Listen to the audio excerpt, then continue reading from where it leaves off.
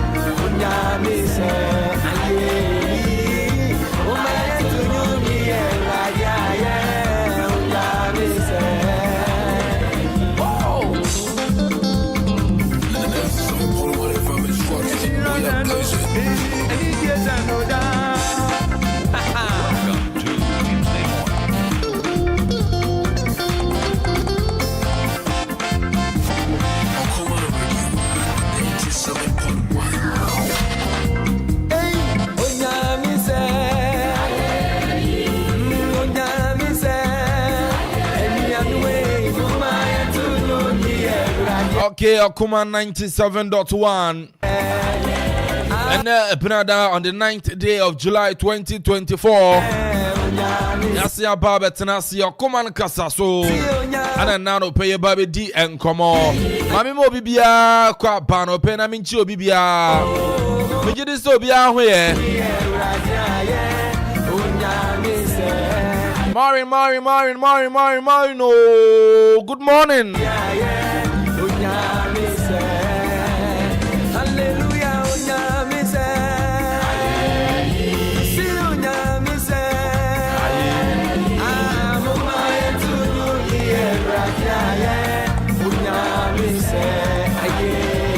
Anape mumen tunyum na yenyi nyankopon ye esane se osaye yi esen tuntum esen na se enzanope wotemenka bom na fenso no yenda nyame ase esane se waye bi dia man ade pass na che da be enwuma so ye nam kwan so ye ko enwuma so yenda nyame ase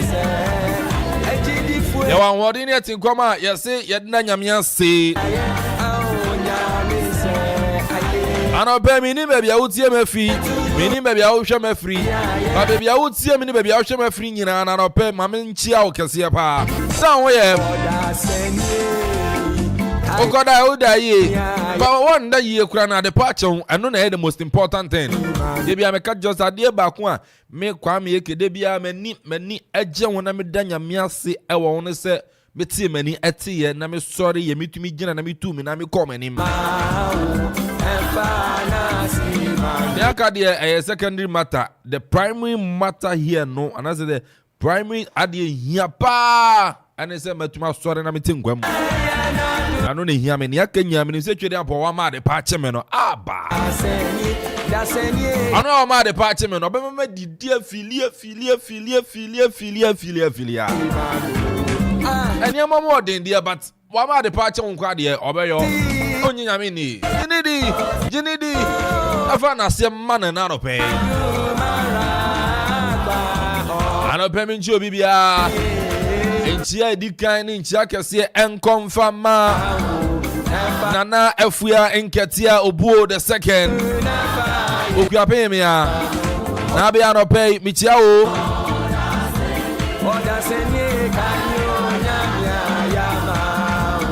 Mr. Yankupon Shradamau.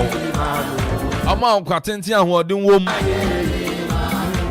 Hallelujah. Nana Efia and Katia Obo the second. Ukapema. Good morning. The indefatigable chairman Kofi Afo. Comrade Big Afro. Good morning. What was that too?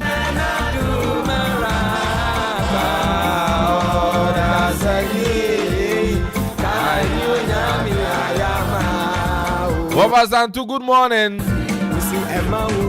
We go to code master Busia. Babusia will code master no pay me chobia. Ama Ellen. Yeah, me mami Osage. Osage 1. Osage I chicken no they are the pepper no if you found I said the many donzi ban you be tasty chicken. Ziggy you call na code master. Mami Osage or chicken be just what the couldn't found one. Abba. Samson Aminchia wafa Saminfum. Yami wafa Akropong. Ejuma Nana Saforifi Anko. Assemblyman wa Boasan Akuapem. Ejuma no pema Aminchia. Naminchia Ogre. Bozo mete on catch me watch. Obrin Kwaku Troy.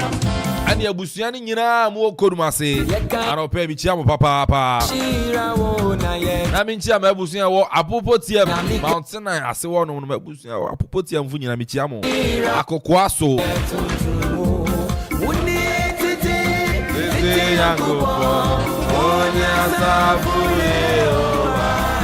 Meme Amanfo. At least I Mama Yao, on the Dr. Okoman Kasa and I'll pay. Good morning. I feel my Mincha mommy's joint. I'm not Mama Michiao.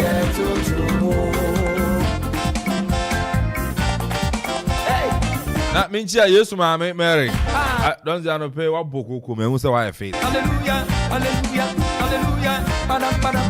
Mincha Manfufunina. I'm in Copium, our him broom. Where do I in Rome with it? Mincha, honorable Papito, on I assemblyman or in Rome. Nothing, Mincha, Jagapi. Jagapi,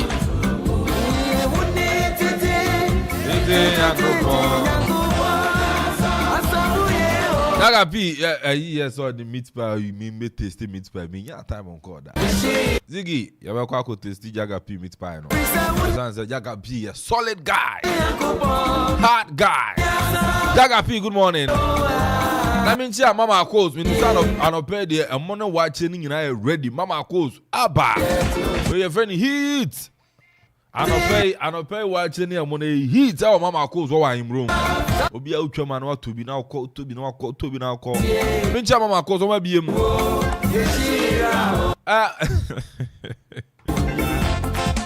Man Gloria. Abba. One in town. Man Gloria. Good morning.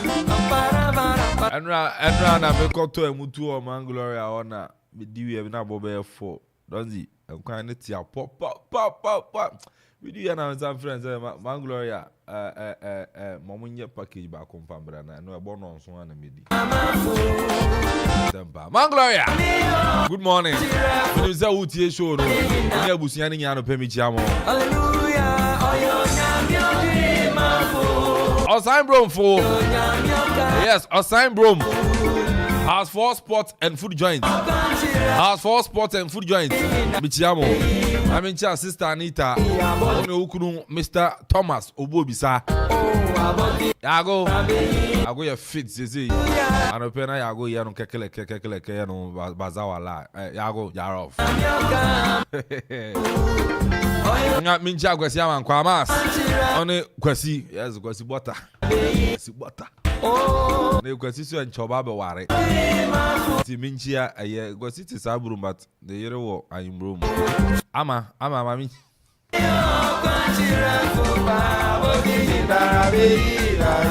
Agosia, yes, yeah. Mangaza me do for Bakope. Akosia of Akosian Sano. Arape, good morning. And confirm only where you my phone na Wendy Nana Afin Suna Emma Lisa Onyana good morning confirm A1 boys in Yina A1 phone Yina no pay me chamo. One more A1 Yina mi chamo. We are solid people. We are hard guys.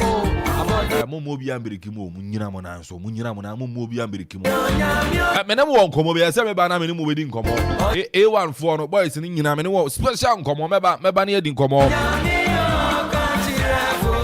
minchia Akropong minchia eye Manfehene nana antansa sereku ono Manfehene san Chiromhene nana onkaso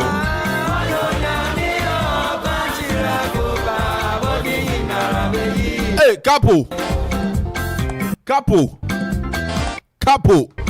yo,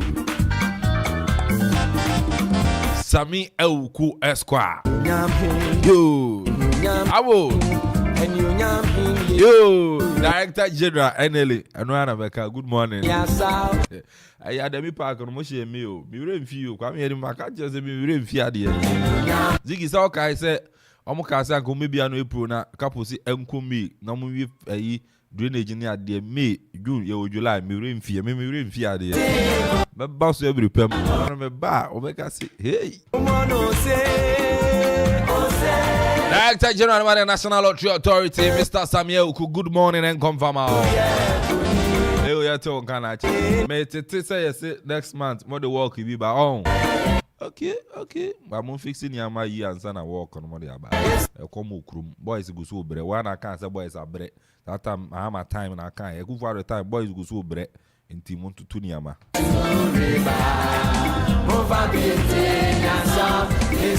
And no, my name is Timnase. Executive producer Mr. Kwakubu Achibuatin. Nana Kofi Okori Achiman, producer Sansona, yeah.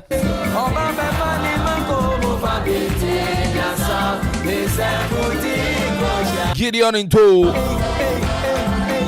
Uko Piemo Enseria DJ Ziggy B Ziggy Mikoto di Ziggy Oda Kotokuni this year no the weekend when come kakra ba ba ene no ma sere na so when be sere o fe wa busia na o fe o yere na ko ba de asa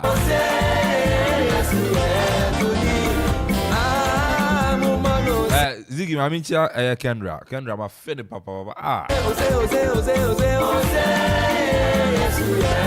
Sansona DJ Donzi official DJ Podugumusa fantastic guy Ave Sandra de MC Ziggy watoto are you MC are you Sandra got you no na say channel then tell say be oba be do mama pipa to me na yeda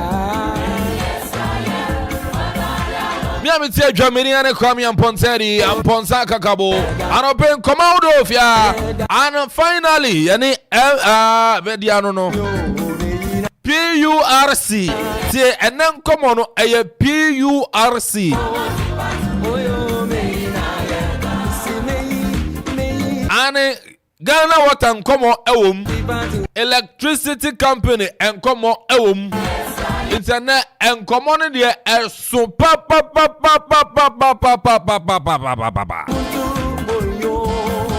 Amoro krom Ghana Water and come on that's who and let the funtum frasa. There's on to me and what do radio. I mean attack will be a atem. And come on here, baby. Is there any PURC for Eastern region and penny for everything come on. I will be live at exactly 8 a.m. If you didn't make you fear questions in any more from Munsio home, Munkania home, bills are all about Montia Sia, and your dinner reconnection. Hey, Grammy Eddie. Oh, they are some reconnection fee as a we until Sep. Yadi perpetrators no ebeba na ye ni omadi na mra ni omadi no sanse mo mi nya ka me say amono krom Ghana Water ya cheating us me ntwen tan sanse evidence awo ho mo boy kro no ti ase awo ba no abechirichi mu de amame is there any PRC for Eastern Region branch in the bidding come on? Manager Kasa beba, PR beba, administrator beba, internet they solid in Chirimun kwa. And no. Send ya DBI no. Ya the weather beba, the newspaper beba. You better name my Nsaka Dr. Gabriel Holu. Ne ni din come on. The boy better na say, na no the better na see. BC no, Enra Esha siye. Na nsema abubo badi fa BC no. Hey. Ezen ran kwara mienu ba ku ewu ba ku nso da yare sabia ezan se ka kobo mu anyifa ana esansem isi ye esen kwara nso etro nso hwe ne odu a you belt to a wo hye shoe a yugu a wo hye socks a yugu a sandals kwara no ne bago no YouTube abi aje wo hye ai your friends slippers aje nkwara nso ko school omo hye slippers a musizi se ma omo hye slippers omo hye shoe ebe na sunsun omo hye shoe so a mo santi enra nkwara krom nikam nika na edwokoto se onika na mfete na yesi you belt dia omo krom nikam omo tutu omatade agu so ana omo de ko kire nso hwe no what kind of indiscipline is this?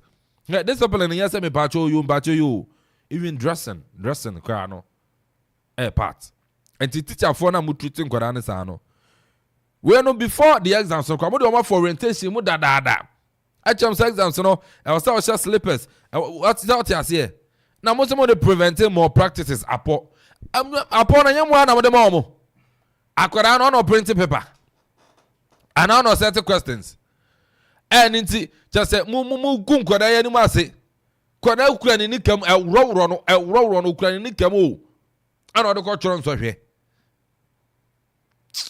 you are reading command pay your empire and see say na me kai no ye ni PRC for our exclusive interview fear ye ni omubedi and you know I don't know Oh, Father, who are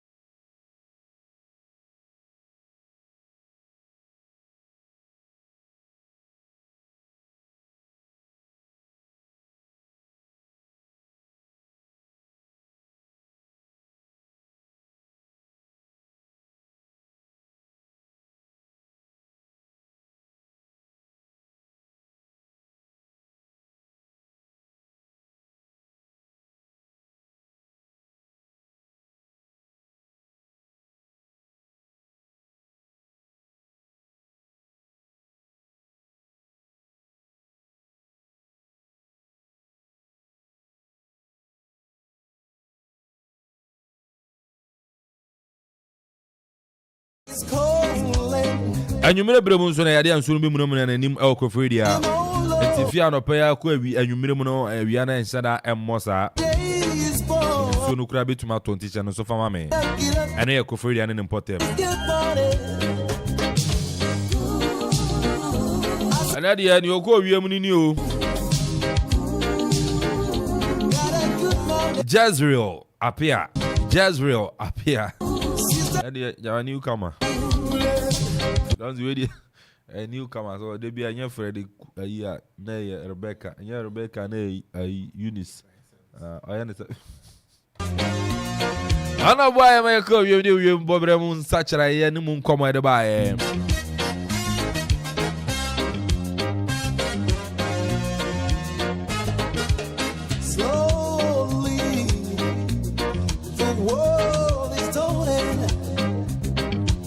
Shania man saka Dr. Gabriel Holu. If we are not friends here, we don't want the bonkrata. I would do the bonkrata ne dear. And some womb papa. Okruma. And some were ho. And some will krum ha papa. Hey, Sir Bejo. Sir Bejo. Yeah, some more. Yeah, some papa. Send another Oman Penny, former president. Sorry. Former president John Mahama committee personal. Won't come on your hour. It won't come on your hour. Okay. And see, I just said Sabeka Dr. Gabriel Holu. Now no pay, you know, to me, Eddie and Komo and so no, our ha. And see, I don't know.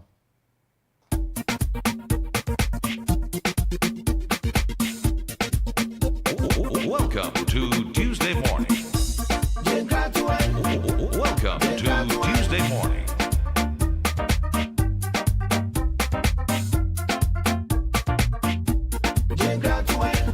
Okoman Radio. Hey, station where the man Kenya. Okoman Radio 97.1. Hey. Welcome to Tuesday morning. Welcome to Tuesday morning.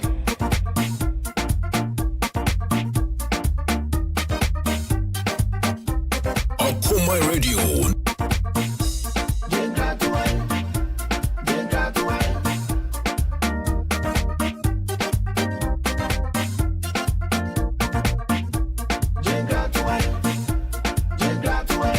And see, room the one crat animuna, yenimu and commo, and so no, our ho, na say, unumni also yet, mammy and canjero, yeah. Aha, you know. Yafina, Yabaka be a chiro. Yeah. Kruma. Sabajo. Yum. Yes, I am free. Okunini Daily Graphic. And then on the front page of the Daily Graphic, you know, I say 2024 elections, police on alert to troublemakers. And also the security service, you know, electoral commission. And also about that. Slippers land BC candidates in trouble. And also that Daily Graphic. NDC to establish anti-corruption mechanism. Mahama. Any veto case. Tribunal dismisses $7 billion claim against Ghana. I know Eda. OAP remains on curriculum until 2026. And our friends say, I award our people. No? And I'm quite I award our people. Religious and moral education, they year free. And that's all. I remember year free. And I award our people about religious and morals. In Ghana, we've lost all our morals, no? Oh, country called Ghana. Daily Guide. Barima presents Napo to Otum for today. Hey, and then I put your Ginny Dean. Say, this year, or the idea man, you, or the something man, you, this year. and Tenedia, a dene quacuchia or Pemswo, our Santimemu a year and ne. Already hear about me, Santimemu that weekend in your Santimemu. On a couple more near the end of our Santimemu. EC Chair, IGP pledge credible elections. GMPC floors ENI in $7 billion case. NDC SC parking claims unattainable majority. Okankwe shakes. Oh. Okay. I mean fair non tunching. I mean meshe okay. We know I mean meshe we mon I mean fast our story then tunching. So Michael K. Jr. at the other Michael K. Jr. leading Domi-Kwa-Benya residents on the health walk. And also there's a former Speaker of Parliament, Ero Michael K. Neba, Michael K. Jr. There's a MPP parliamentary candidate. Domi-Kwa-Benya. Just say none of that only the health walk. Politicians they will do elections at health work, clean up pesticides, health work, clean up. Hey, Ejuma wa mo politicians. Daily Post, no more father for all. Mahama assures. Ghana Armed Forces stopped open to testify in ambulance procurement trial. Akugan drags national security and 3 others to court for wrong seizure of vehicle. Court to hear case on 28th July. Honorable Joycelyn Tete gives out 19,575 Ghana cedis for breakfast for 783 BC candidates. Honorable Joycelyn Tete, MP 19,000 for breakfast. Nipa 783 for 1 week. Okay. 190 million. Ebedu. MPC move bro.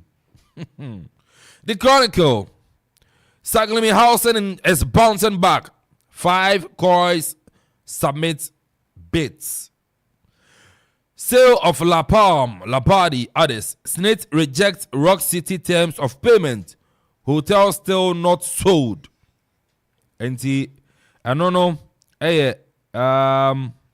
Director General Adama Snit. Kufi Bosompem Osafumafo. There's a Euro Osafumafo. Neba Osafumafo. Kane Senior Minister. Neba. And a yes Snit Director General. Ono diaba. Se still na no hotel no munton ye. Akwano pano pede ene ya osere awani aji. When you scout for more. Police working hard to locate missing NDC woman organizer.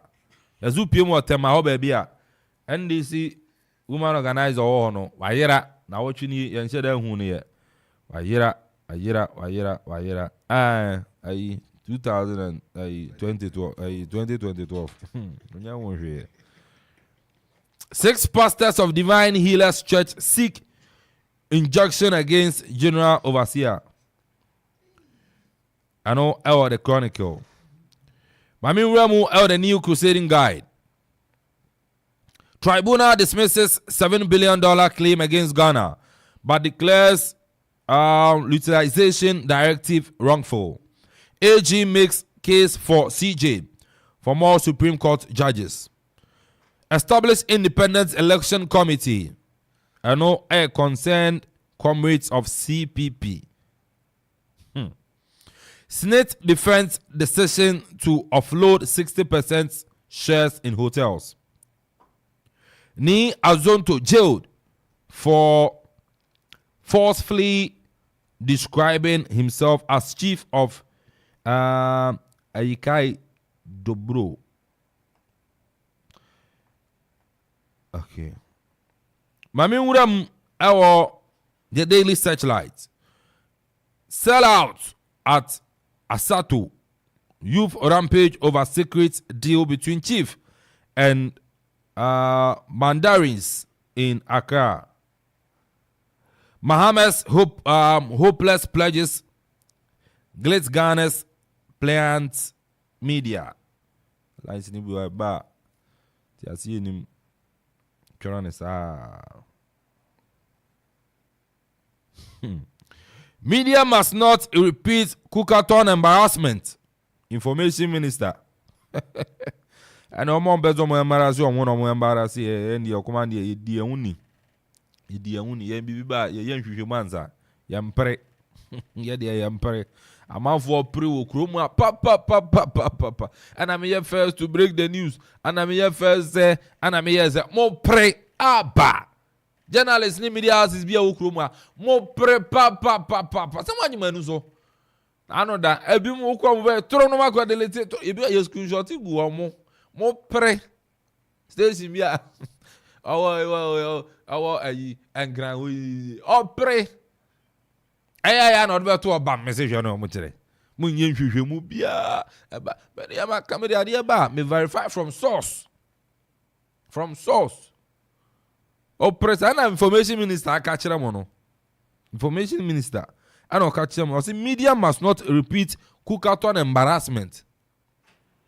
And information minister. Yema me ramatu. Akacha. I say mo predodo media houses in Mokruma. Mo predodo. Eh bam. Yani e break in first. Yani bam. Yani e break ade na be nya frim. Pre majumanu so. Mami for the Daily Dispatch, you know. MFNC. Opoku-Akuapem is a fantastic person, not arrogant. NDC MP admits. And the man find the account. Cylinder circulation model. Creating more jobs. MP's Dr. Mustafa Hamid. What you need to know about the two running mates, MPP's Opoku-Akuapem and NDC's Opoku-Ajiman. Yeah, Opoku for. Opini OA. And no. Yamfa nunsi. Yamfa de obon krata nunsi. The boy aba. Me man akwaba. Kwame ohene da ko list of Victor, the boy. Methodist Mrant hene. Akwaba. Kame nem. Udem. Mati se me dem. Odem da. Ye nua me ho ye. Bomu yo. Yeah. And then so George besi from Tino. Oh, okay. Yeah. Time man goes me to me. O se se le. Esu no 20. I say me and kwa dem je samo se 4 7 and mo 4 na mo bonyu agum board no ho dey sheda me he dey and yan kan church for the insurance to dia ebe yi wo ni mo yeah say kwam ninja mo she ayi ho parliament okay isi omo so ebi nko hene chia me wo akire ho ti ya na dey amano okay say kwam me ho ye insunu so egugu nti dawafo no na omonhwe mu ye ya kwam mama Akwaaba yi anu outisi kurom me report no na BC no so hwe ne chance na oni ne mako Akuapem school o center akopie mu akre ne ade aboyemu kwam ye mo bibia ache mo bia Akwaaba bio enura ejebo eye mofra no akansi edikan a wo mo ebimu etwero na omudi akoma anim wa abrabo mu no yede hyehyɛ so na sɛnea ama nyina yɛ no ene importem ene amantam nyina yɛ no ɛyɛ Akuapem atifi ha enso yesu yɛ bi na afi okre enso yɛ bi na okoma yɛ kɔ yɛ no kwame kopie mu ɛwɔ yɛ Akuapem na Akuapem no emofra 377 and Jepene etwero various schools both private and aban some of the private schools include Evergreen, Sentinel, Omoewo Asie ho no bi and Latefo no bi na fi school ba ko bi wo hanoma me da feeding kaka Anglican ne wa se hey yeah wo mu nyina wo mu the months the Methodist wo mu nyina wo mu e ma de timi e konkan na ema no ye 201 and emma no eye 176 na yenya eye visually impaired no yenya eye 24 omo de omo chim pepepe emma 12 emma enso eye 12 kwame ndo kodu ho no na eye regional director of education madam eye Mrs Ivy Dr. Asantoa Usu na waba akwambobo apro obeka eye director a ohwe eye ahomasua so e wo soro ha no mo ene MC ema mo pro efo ho no nyina yewura afazo ono na coordinate ho no kwame ezaze ho no so ntino aboa no so na homa so so vigilators no kwame mo ye mako 97 aboa no so na homa eso ema bibia etumi eko ho no mo yekoto Akuapem headmaster so no so eboa na won encourage mo fra no bi kwame no kwase mo se anopa na okeka ensem bia no kre adwuma yeyi uko ni ma wunyi wo menti menka ese media house kese menka media house kese media house BBC nkwhia Ajazira nka jenze BBC ne ba efi ntono ye kese no the first wo mu wo wadwuma ye ne be chese wo ye credible na onye credible what they say good enti endo wo ni media nkomo nyansem bi wo no ma ye pese de betu dwa na awofo no they will panic and then the idea cheso ese abofra bi Akufi asan aba kwa me ndo ekodu ho no na mofra ba ako odi ne kind of shivering no osofo peace sofo edne trase cancel no ehwie san bompire man no kwame na edne ko trase afi won na koma to ne yemu a wo twro crash ba ko so edu ho na kwame yemmo Akuapem senior high school yemmo mabaso kwame ndo ko ho no na doctor e wo ho doctor was standby yes afina sabiu awofra no bibia be ye na fie yenkofa towuro ma bibia medu towuro ne di hu abofra hu da bi bibia USA adui make provision prestige Dr. Oku no hono oni abrante ba ako hwem abrante na bisabi na ho dodo no na kwame otimi bae ebijana so ko na police for eso hono ma o mo hwe na bibia tumi akonka kwame ewie mu no na dia yiche mu okre na kwame okre no enkane no na exams ni nyina koso nifa senior high school na yitwa twro ye Amanfo ne ade kwase ya no machem miensa ebi wo nifa akode ana kuni efo no ene asese sofo ne abonsefo no efro ebeka adukrum eprede eho ewo nifa kwame wo mdoso wonso yekodu ho no no yehun se one supervisor ena ho ena 10 vigilators ena wono mo ho no ma wo mutumi eboa na ade nyina etumi akọ ede amaye na mo fra ho no nyina no 289 mema no 146 and amaye 143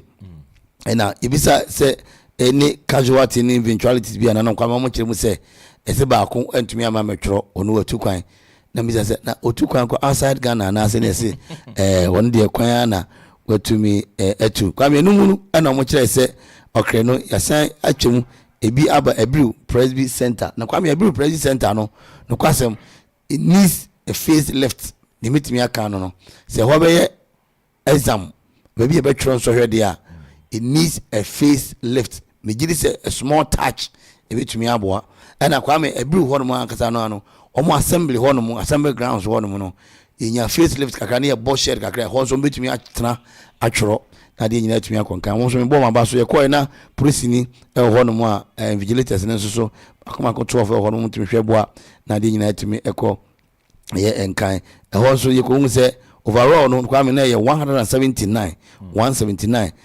ye mema no 79 ena ma no 100 ena 6 vigilators ena 1 supervisor ena ho kwa me anapay no sinyame ya adom na ensuo no ba fam kakra ye ne be kirem akugwa the another center ho no mo ena afi Amanfo another center ena I think chenwa for be keta efo omo ewo abina wiya no mo ne ade no ti anopay no se adwuma ne ebedi na de nyina atumi akofo so far kwa me ye ntikita me ena jami bia ewo Akuapem North ene okre but agiri say there are other incidents na wo boss no say kwa me yeyi ye onfa sandals emra onfa we emra kwa me ko na omo bag ena nsuo to me se nsuo no bebo ebe phone crop bags nsuo no to anopay I believe baby am koto enra na omo bags no gu no nsuo no ebe ka enkrofo bags se baby am ko say okre me ko hu say omo bo share de bi say ne yi wase no na teacher for bi to say teacher for na antra ho no mo dia as they will load the bags over there but fancy sabre say 9 more dia e be na omo from bag no engogo hoye they will make provision for that me Jesus say ne o kan ye no we are a nation we are progressing. But Nema ye or men, we just say we are progressing. I say always we are retrogressing and deteriorating. Ensure better. Do we make provision for that? Because June, July, ensure talk. I'm my friend Okoman say now Uboso say MP BMA 19,000. Kwame 19,700. Yem pay 19,000 by 700. Obo say you be 50 pesos. Yeah. Oh, Kwame diva yeah. 19,000 by 700. 190 million. Yeah, I'm telling you. Until Kwame me say no. Kwame na until say na private institutions no. As on the cultural exams, no more for I say if I'm can free SHS no one I didn't know. 24 cities. 24 cities. And 50 pesos. 24 cities. Okay, Afrobia. Anopabia or Madam Waya there. 24 cities. Madam for Sophie Binen a year of Kasakasa Bomuntem was in Crony 30 Ghana. Madam 24. I had dear Papa. Come on a more serious note, sir. Yemfa Sanders and Emfa Wimran. Me. Kwame, me business we dia hen. Ontimi kan age. We pressure. This I think say Nkorano I was say before the exam orientation here there. I was say Kwame, teachers orientation no ebi mbom mmode e say teacher for na ebi si teacher na enye da nya adwuma papa ntomu ni bre. Ade bia no ye na ye ni yi a it's good for you. Kwame me mo school bi any o man ba ko ba bi mo ko school me say madam no ordinate ne dan ni fie house mo fra na nyina ebi kura ko 1 month ebi ko di 1 month ebi ko di 1 week private institutions is e better no na da bia private me no ka say yen na o ka say enso bi so mo inject o overseer me no ka say presby methodist as I'm saying yen schools and dominate yen sorry dan na mission house no e da ho ye den yen sorry dan no and mission house no e da ho ye den e ya ye man pa last week Sunday me ko do asori kasim me won ba ko pen e tworo there's one lady pen o tworo ono koko community wo Dukrom and kwam ne say ye man bia no ye man no say ye be say ye mfra no twa no mtwa ne yi a yen sorry dan no ho Sunday ye ko asori pon ye ma ene asori dan da ho ochra eda honum we cater for them asori no aduane kakra sheda bompa e cancel omo to safety teacher for no kra be di aduane ni bi na omo nya bre ni mofra no interact ni ade ana me kwa kwase dem ko do se bompa e momo mbedi nkonim da bi o yeni nkonim sa akwa yeni nkonim sa akwa me say the church must be up and doing they be am kasa asem no the church must be up and doing and so many ministers will be me say Trinity who bet my private candidate Trinity maybe atete asofo no kwa me do bet me akwase me wosika maba mon tre me na me asofo uyu abo kare ka ona mawia no okoba okobu ni asofo asore bia nya bibia o ti ase yes enti me ehun yan se me okobo kare ka but o kare ka ni nyina achi na enne me say asore bia ma kire amomo fra ko tire exams no sika om de bo omo anya some members na koto pen ni pencil e de ma mo franso mo nje nkotro Sunday school correction e kwa infa so we are pleading yesterday say ekoba na se mo fra na anya de ya yes school be no ko e so committed school or presby school enti yeso ahomba be na de gu mu ma omo as parental church what you say as a parental church ahomba be na de gu mu omo say ye de Sunday ni de mo akọ ekọ empire mo mo no akọ exams no Monday that is not enough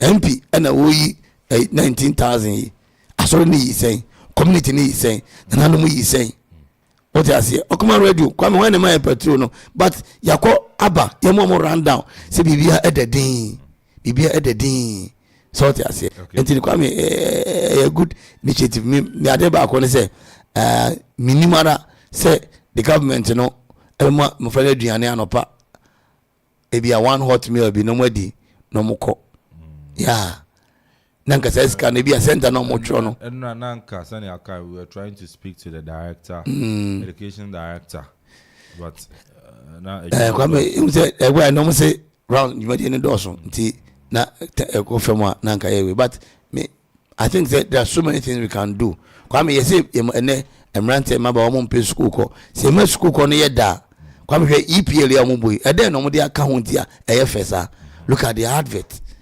What I say, look at transfer fees a come. Na kwame Ghana here transfer be na you to 30 Ghana cedi a me metra nkanye debe. So mama ya de man na efe. How can we develop our own? Mate say yes ohini bi efre ne mofre cultural exams nyina na kwame wa high car e de amomo. Ene de mani sumu. Mani sumu ohini high car e de ama ne mpesu asofo. Ene mani sumu. So what I say, oh, if you're here, I say, you're more than basso. No. They make us say, we can do and do. Me, girl, no, what is the time we are Sunday, me to cook 1 liter. Eddie Acocheno. Cook on Uncle Mamma Bia. Yeah, so Nessin, no, go. No, I mention you, BB, and for Mano. If we are, the church itself must do something for the girl. So what I say, and to come a good initiative. Now, Okase asore ba akonso omse mo panyi ye ntwe na boso kwame enso ne nhwe mu yi enso ne panyi fo bebre se atwa mo aboso enso ne panyi fo bebre enne de bia meka me se me ata onyi nyankopon na me atake no se mo se mo ya asore ne de a mo ne Kristo enam sifo de a munye ne ma nyina yi kwame na obetwe hu se osofo bi wo mpesua so na allowance e be se 6 months ye man bi ye me se me matra mission ya so mission ya betwa light mu asika cha asore panyi ho ni nyina say de kotua assessment ne abo nsema ma ye ho no mo say matete say yes ye ho no kokofo dua adukrom circuit ye ne yetua assessment first me ne ka say generator kra ye ni bi generator ye ni bi aso dem ye aso ne edum light ye tete sum no ma je say aso me na me ka kire kwa me danu nanse ya PRC fo ya come asem o mbetwa ye ensuom wa adukrom ye de ka 100 million PRC ai wo mo twa ensuom no okay near the Ghana what they can 100 million. What I say, yes. And you know, as of no, I'm going to number. Na you so yourself na nyame mfra wa how it some. My try home, man. You try one. Na be din krata no the work krata no. Na any PRC phone and Lisa or duty. Lisa na week you di. Okay. Say fufu no mfa nko bi da. But the next George be around the boot for boot. And boot for boot. And then there's a camera. Says in the I ask you go. Yeah. Say you can wait here quite drop plan no. Say was the weekend be and the whole day. Yeah. The master plan plan go master plan here go. Roach word actually no move. Yeah. Do you know plan master plan here start here. I'm going to be brave actually. You didn't go down the corner no. I would at it. God you brave actually. To make our friends say we have no doing. Yeah, go. Yeah. You are on the camera. Then they PRC you for Baba. It's still region paying for Baba. Yeah. Then I know. Amanfo common still na wom. Amanfo de no wom. Okay. Back on TNT.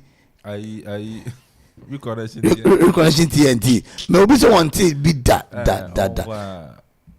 Kwame. And I make no. Me see nyina so du kwase da. E be kwa sorry. Oba yo kwa so paying. Edu afọ the boy na tena ponti. Me see me ko to MP ba ko oto Tidium. Me je wodi see Anya asimesini. Na unim ye former ye nya presiding bishop bi kwame oye buga ena president Akuffo breso sika bi fa den sase na ye committee bi na ye chechi a ye chechi a ana odu no say how e methodist nya injam ampo how e methodist nya injam ampa presiding bishop na njia no Ufisi ke fa kwa insase na obetra so dem wo yi handkerchief. Diman, man try omra. Eba. Wo mo twetwa mu no, meters ni efo wo mu. Yan komra. Yo.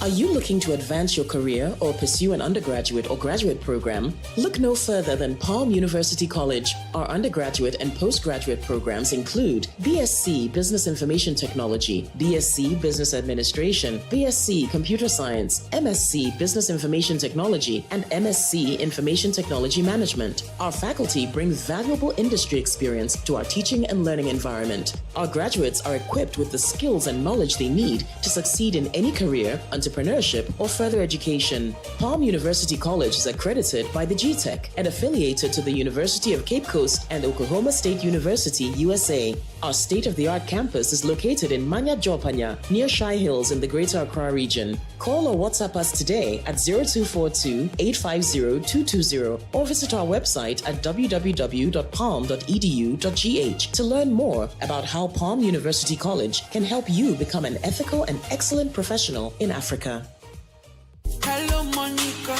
Ebusian say ewiase kɔ n'anim paa ɛno nti sɛ woyɛ dwumadie bi na woanya no ama pɛ betumi aboa ama dwumadie na kɔnkan a aya na ɛha adwen yie paa sɛ ɛba ne sɛ wodi dwumadie bi na wobɛhia no ama betumi aboa ama dwumadie na yɛ kra bɛhwɛ a ma menkamfo party with babies ɛmfama party with babies ɛma no ama bi ama wode ayɛ wo programs bi a woyɔ ɛba ne sɛ woyɛ parties funerals engagements wedding birthday parties conferences and afei nso dwumadie biaka yɛma tissues, tea rolls, reusable disposable bowls, cups, multi-purpose towels, sauce containers, foil or aluminium bowls, cling films, and in your kikahunina, yeah, wholesale and a retail. Upesa ubetu ewaya kachikoton, and also betono ankran kra. We there for you. Enunchi pubs, event organizers, and muamaka, yamfi and intremu ewa party with babies. Nyankon kwaje sanwama we nebi ninchmi mwayepa. Shishiacha kwany ewa mamfi, everflow. Now one impening phone komo ewa 0544-836-480 and now 0505-827-463. Party with babies. We there for you.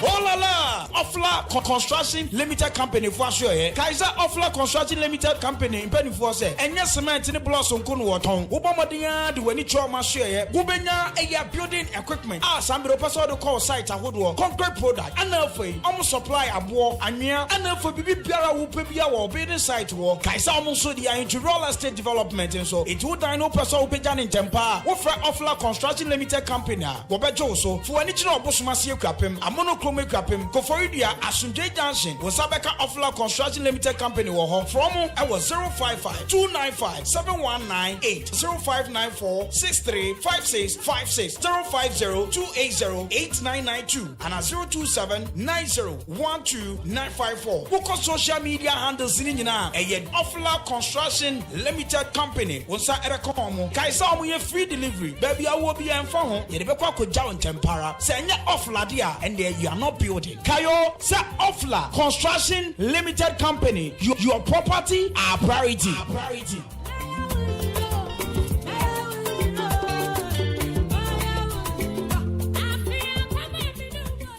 Hello, Monica. Can you come over? Miko if so. Never also heaven. Hey, where you are Jerusalem won. Unti If's Hills Hotel in Kayana. A hotel on Wasubia Abokuapem, Mamokuapem, I the dead. Na your hotel on Wasua a one okodia, a motor so, Ebony Bambo, Ebony said baby a hot sound there where you are Conodia, a one If's Hill Hotel. Hey, into hotels are Okuapem. A one to say baby and Nano Koya, one Yama Basa.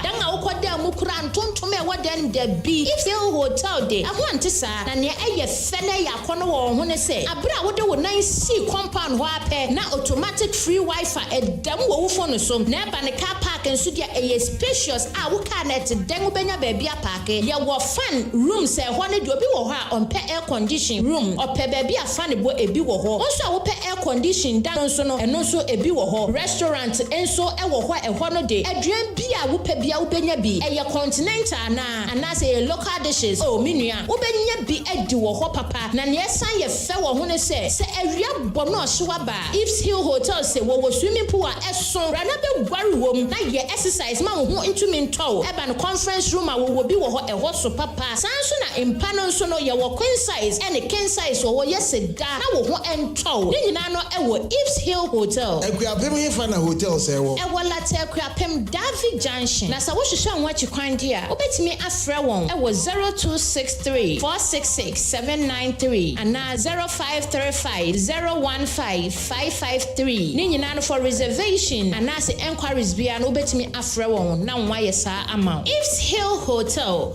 your hospitality is our concern.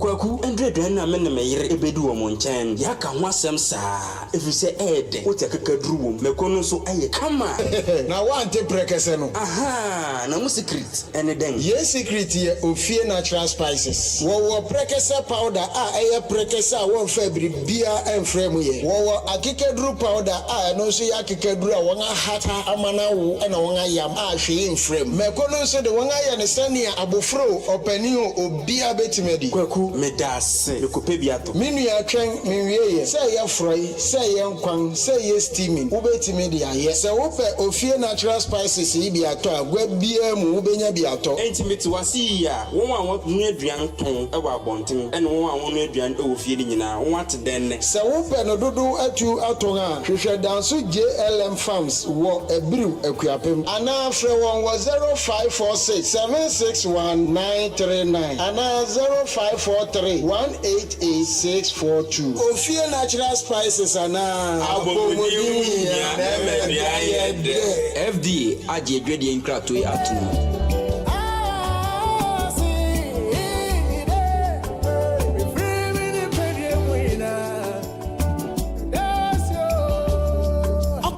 Radio 97.1 FM ye doyetie for ye pa ne senti ena ye bie ye ntabemade ama obi biara ene nwumaku aworo se wo pese ye bo ne ma wo dero edema wa ya ye krado bra na ye ne wo enidwa ana sa wo ye sofo na wo pese wo preachi ana safo na mo pese mo preachi a akwanya eda wo bibi na ato ena wo pese ye bo hu dero edema wa akwanya eda ho bra ana sa jingle hu sense productions na wo pese ye edema wa akwanya ewo ho ana wo ye show bi na wo pese ye be fa no live ewo Okoman Radio so a akwanya da ho se ye edema o ne hia ne se obefrɛ yen ewo 0202 993475 ana 0594 630059 ana 0246 246875 Okoman Radio ana Akuapem mayano 97.1 FM is rocking. We are blazing.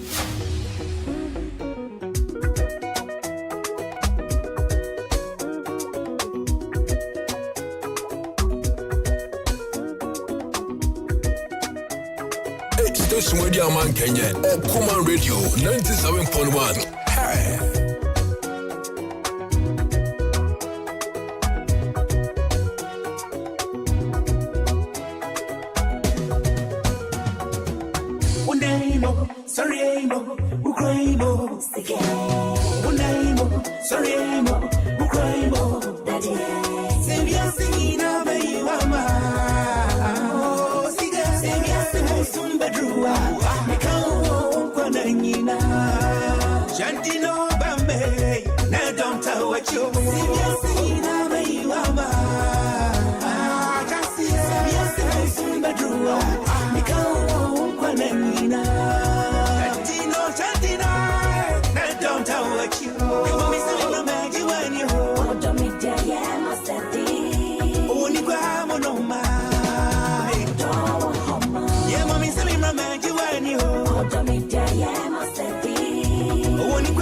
Still in the studios of Okoman 97.1. Okoman Kasa Suni. I'm catch us none of pay any PURC penny 4 from the eastern region. And a baby didn't come on.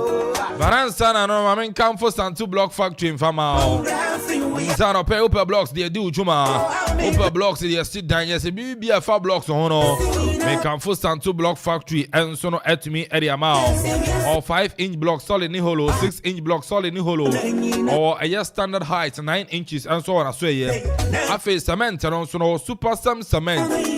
Black and red and no ning out to me on a say, and you know, she should acquire work upon Akuapem Hostel Junction. A whole Anasan 2 block factory and so no a war. The number is 0244 622 164 0244 622 164.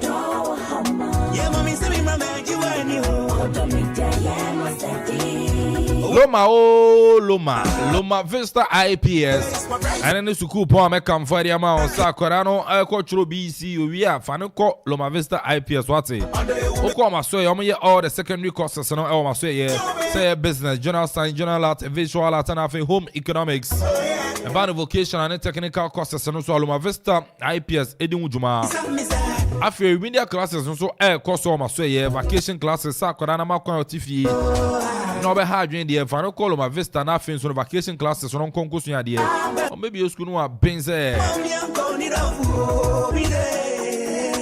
na our ya classrooms be bidin so on akwara ba baby obetena amana soma dwon no wasu ya there de nya hawo afin so hostel facilities ho at the man ne mema send na de be ka chiro nsa adusua ne de amusua bom na mom enna de omon na mom asum baby amada and asum baby mema da Loma Vista IPS Forms 150 Ghana said it's about Okoman Radio and Sabeka be sounds on a Sukuna Kachi and so now Manfi adjacent Manfi police station. Okonso and Sabeka forms in the numbers in 0240 206 368 0240 206 368 and I feel 0246 246 875 0246 246 875 Loma Vista IPS or see educate, challenge and inspire.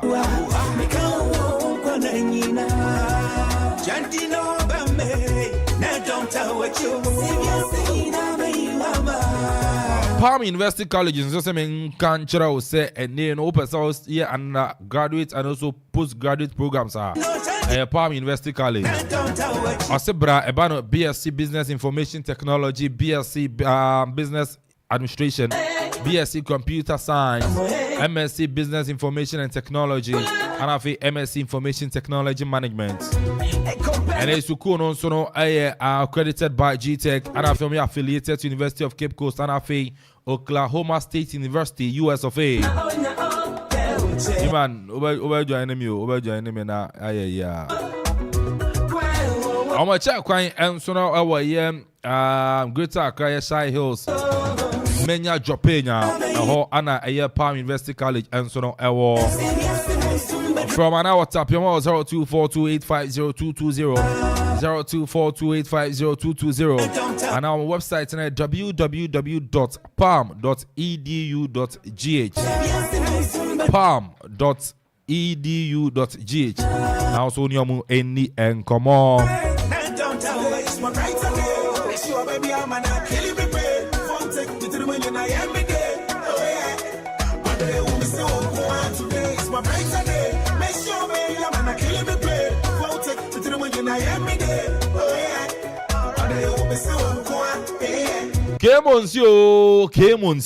Kemonsi about Mr. I see a new command of pay. TNA. Maybe I catch us say, oh, who be about fear now, Omanya Kunya, or say there be obedient now. Obwa, on you now, a cocoa, and if you finish to maintenance, and there's a cocoa and Hannah.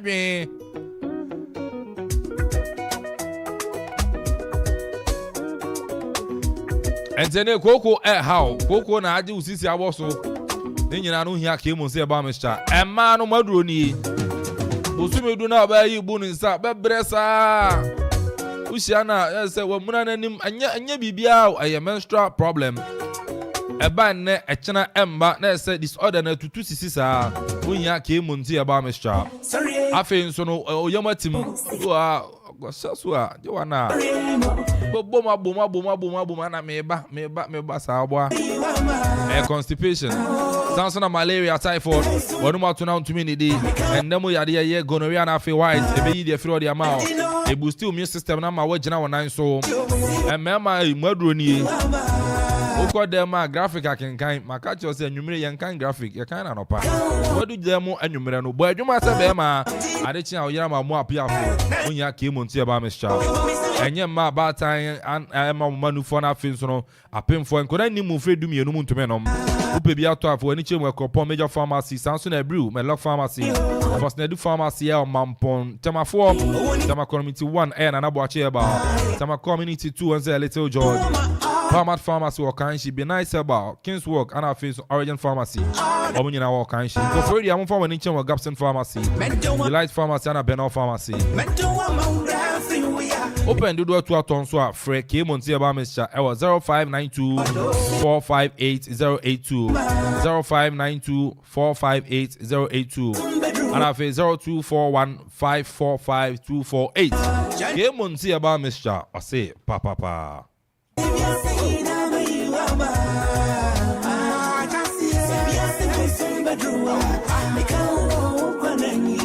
Eba beri nkomo PRC pay for atena se ofie ha ebue mantemu na no da ye from mo phone so kura se na mo frɛ bisa questions bebre and mo questions no mo twen mo yi ni nyina no de amamo enti miss me the title there I am in ya agro Miss Emanuela Ata Inkum ono a public relations officer PURC Eastern Region Office Miss Atena se sounds like another Miss Anita Ama. I don't say a PRC administrative officer, Eastern Region. I don't say yeah, share him saying, sir, Ebeka Mr. Jude, Adua Moam Ado. I know a PRC Eastern Region, a manager, and Grammatis on Amquansoba, and Chobabe Cancer, near Dincomo. And commodity, a baby, but baby, here, baby, a shadow of me, papa. Boss so bad say I need to do an idea. I want common idea. I know I mean, I'm Kruman who is me. Come here, Ombeba. I didn't. I don't know that because Johnson, Ombeba. And you are no say, some new, as a member Renfi. Oh, now me have a go for buy them here, the man Renfi. Me Renfi that. I say, I'm come up more, but we know you be no phone so. I bring you do on my, you be from, Save Pay. Now we in Chimuka Krama. Yeah. I'm money here. Here about all right, it's your come on.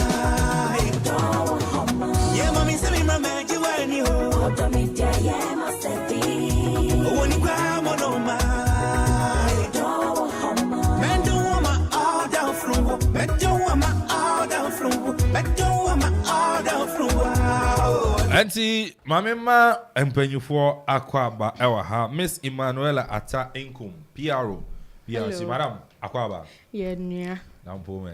Bibia Boko, and a power see a chair with TF1 in a TF4 Jim so. Na Yan Simon Aquaba beam, as answer Moka some over last week. Now, just said, you man, no dorsal, and in a moment, my bad ne, my bay, and Yaji Papa was say, Mama Cancer, our ha. Sounds like Miss Anita Ama. Miss and so many ma. I don't Aquaba. Eja. Na impumwe. Nyamia dum boko. Unswe. Nyamia dum bibia boko. Yes, I'm coming. Me mamu Aquaba. And you. Ayo Aquaba. I think you can be same pumi boko dear. Nyamia dum. Bibia kama. Oh no, Miss. Anita Ama administrative officer PURC Eastern Region. Senior kind. You just say manager. About cancer and I'm quite so about Toba. Didn't have be joining Comono. Now yet to media to us. But young son come out and I see a preco. My main shall see him free, Madame Emanuela Ho. PR. Yaka PURC. I see a saying. A human being and a more year. Okay. And the P and a poet, ye TF1 Rabbe who near Makakrafa PURC. A dear moon dada. Afoforo ne omunim fa PRC an ho an say ye to nyinam kane mu an ye to so into PRC full no cry den a Public Utilities Regulatory Commission asemfo ebie gina ho ma bibi public ni gina ho ma ye ntemamufuo ye waga na fa na ni na ye use nsuo ne nyinam kane ne ye kan nsuo a ye ka Ghana water de esa ne say ye nhwe community water so near I did borehole to no PRC and Sheso. You share Ghana water for the year peso. A banning in Amkania, you can't ECG any netcom no more supply my near to your mocha. Na PRC if you know so I buy you na yaka utilities. Ye age my kwa who raw my in Amkania any insuo no.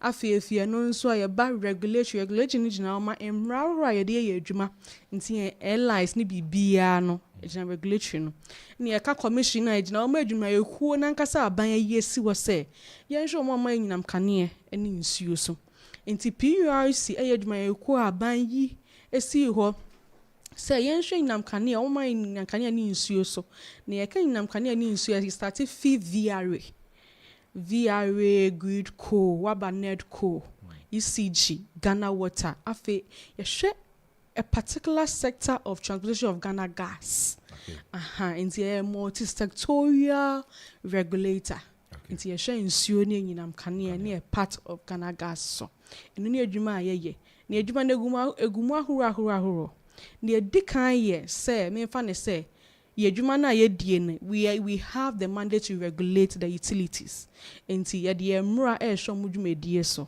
ye monitor mo adwuma enti ye ka monitoring me fa ne say e wo say ye huhia say ye call mo aso ye omo office omo ye adwuma won ye ko say emra ye die adwuma nsa na omo de ye adwuma ana se bibiesi ana se me fa ne se odi how bi ko ye no ye ka se so mo tro ho nkrata sem mo hwe se mo resolve ya ma no omo anya ne sa e ko sen niam se so mo de ye adwuma na no mo de ye adwuma bredodo a ye se e se so mo de resolve issue ti me fa ne se obi o wo mpatem krom kakra ne de ayiriswa within a day there was so nya issue resolved o ko weni ma ayiriswa within 3 days no your issue should be resolved, especially when they say power outage near Honkeka. So, and no more ye, and a question. Something to me back community in Zuba monitoring her say, Mon patem ha, I had to sing. And you see a Juma dear Nibinti about once in a while, once a PRC Fabaho, near be somewhere finding I'm canny and news you one man and young woman, and son is a Juma ye dear no, a B and no. If you are not so swear, you are one particular rule for be brain name. And it's we have the interest of the consumer and the utility at heart. And see, ye genantem. Ye juma denies a referee. And see, referee and him say a shop ball, a referee or near fabako. But kubo ball no or bonnet ya back on me man a yellow coat, me man a red card. So I pen appears ye juma net here. And it said, or back with him running ye juma ye genafa. New on farm running ye juma ye nafa. I say you ensure fairness. Sa pepe.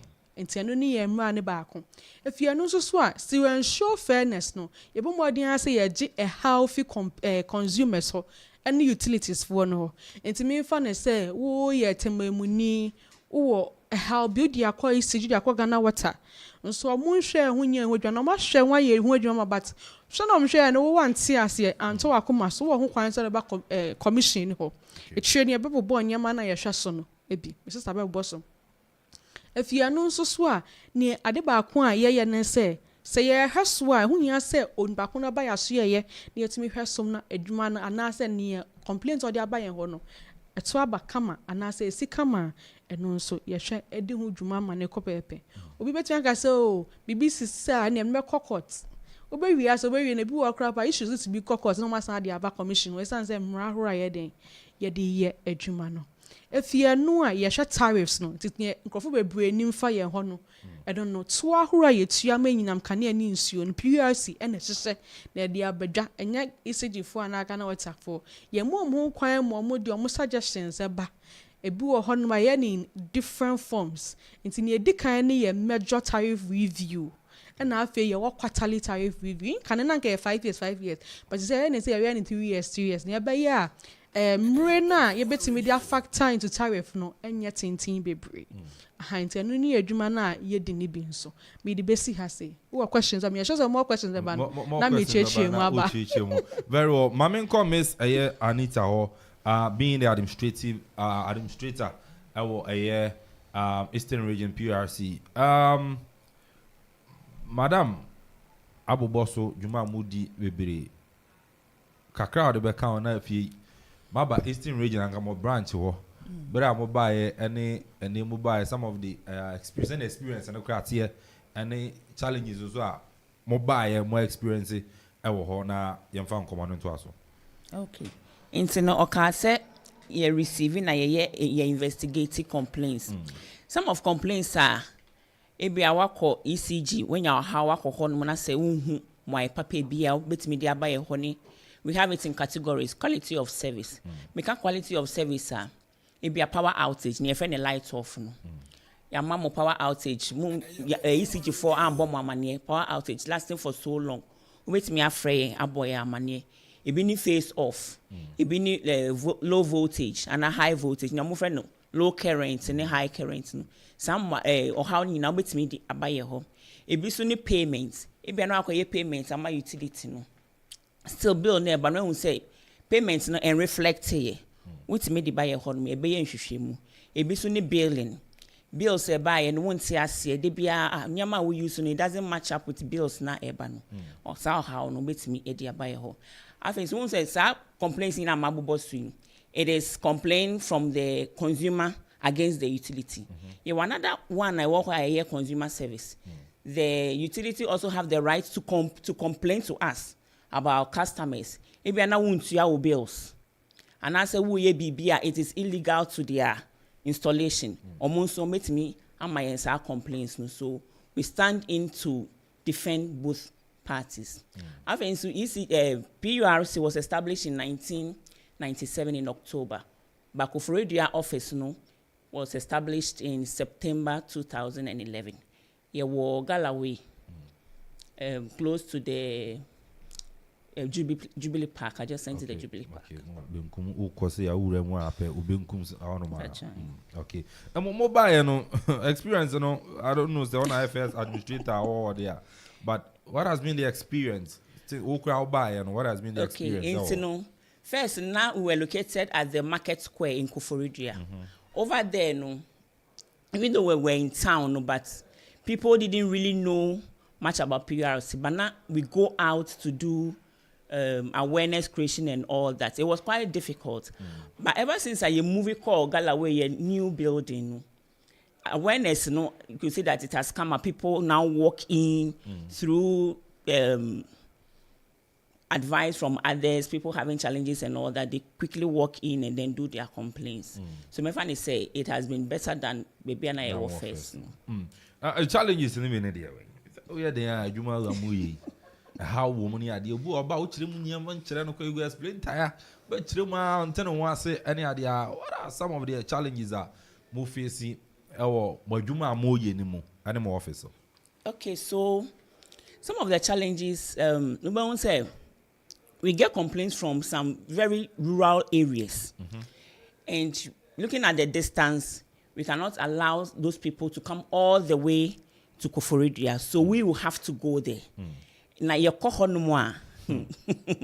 can imagine. It's difficult, but it's part of the work. You should say we bridge that gap. It means what they say what the say. The customers will not agree to what ECG is saying. Some of them is because of literacy issues on TRC. There is a timer.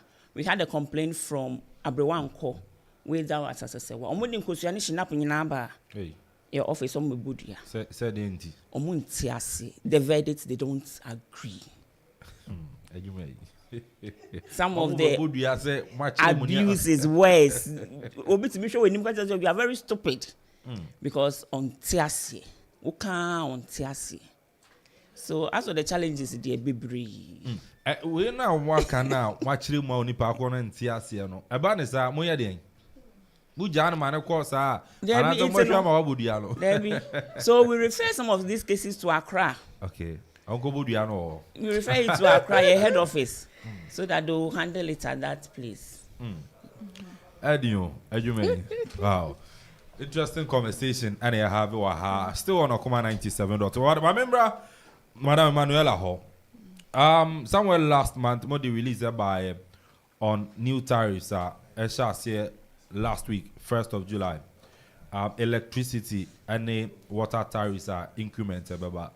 Today, muka clarify the new tariffs are on water and electricity. Okay. In the answer I make to us and person me come be can near Anita kind, The ban complaint procedure near the kind near Joe complaint say power outage near say resolve within 5 days to say can you do just within 2 days I was a resolve you can you do low voltage face off best pipe so nyamani nana there are fair utility no Ghana water na ECG ni aboma mania so say ni senti mo resolve mo but e ban ni e trust 5 working days I am pen bebre no ye tro hon krata is e bejo complaint and to say ni a de ma ye ye beje complaints na ya tro ho krat ye tro ho krat awie ye the call utility ni ho say within 5 working days omoma your response ye you 5 working days to process your complaint. You also have 5 working days after we receive your complaint no to process it. Omo process complaint ni wie some be investigation ye process your some be investigations or fee ye so be investigations ahoro ye be ye wie e be hia say e be response e fee utility ni ho ye ji wie say ma complainant ni bi na complainant will say oh so me tiasie what we do is we go for a settlement meeting. The settlement meeting no opportunity a customer no beba na utility nso aba Ghana water na ECG aba oba na de emra na ye adwuma ahwese say ni say na say da. As a consumer of utility no you have your rights and responsibilities. So prepare penna utility nso rights and responsibilities like as a utility provider. Nti e say so obi aye na de pepepe anko yi abebi say de to na de atoye e hona say ye do settlement meeting na facility settlement meeting na nti ase na anya adwuma and I need to can ye defeat ya so ye e de call your head office. Nti e call the next process e friend mediation. If you mediation na say no so still nti ase anya adwuma afi de call baby I say court ho ye formal hearing. Nti ase no de ye de ma na e den e sigi na he no. Nti sa na complaint procedure e den. In case obi the how be ba who said these are the channels we'll go through to help resolve the issue. Na tariffs na de ba ya ampa a new tariffs I share PURC ye pese ye ntema mufo ni na hu se na ye de ba be ye adwuma sese ye start it and say start fi busumi July 1st e ka ko si September wie ye pepepe na ye pese ya customers hu se ye to so nyinam kane ebuom kakra ye woni ama nan bi e affect nyinam kane e wo ye nkrom ha na ye di kan pa ye dollar to cedi rate adenti na mechanism ye cast dollar to cedi rate a sika yen PRT for yen ntimi hweso e be kosro ana e be ba form so see I carry them say dollar rate na 15.25% 15.25 cedis okay and no sa no first no de na nke wo form kakra nti asat last quarter ye ka quarter tariffs na me nchechwe mu kran sa na me de eno na ba na de kan ye ka major tariff review na ma bosodanda major tariff review ma Ghana water for ECG for via obia de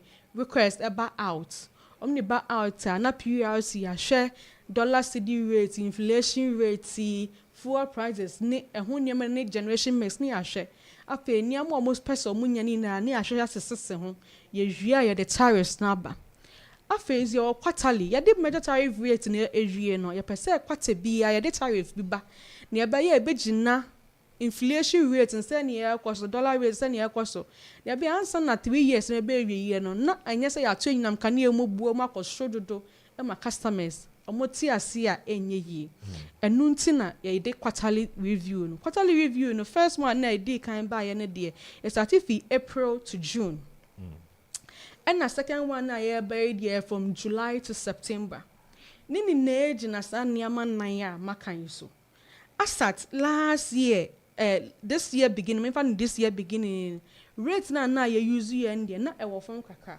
but currently ye who say ye inflation rate and 15.25% but then commission no inflation rate ben and ye use ya ebe boy sorry me say inflation exchange rate dollar to Ghana cedi rate no achomo fan chemi dollar to Ghana cedi rate and na ye ka say na 15.25 minim sa san akosro dia but then they say akosro na don't check your dollar to cedi rate check my 16 there but then yen PURC for yen current one na ye use no F4 yen tariffs yeah they about year 14.65 okay so Ghana currently it stands at 15.38 38 and that's a question because this is just last week that's a question next week you are able to mass akọ and only asem no and wo yen to me control sa niama no and sa niama ya na eboa ECG for ne Ghana water for the year I didn't na make us na e dey kan ne Ghana water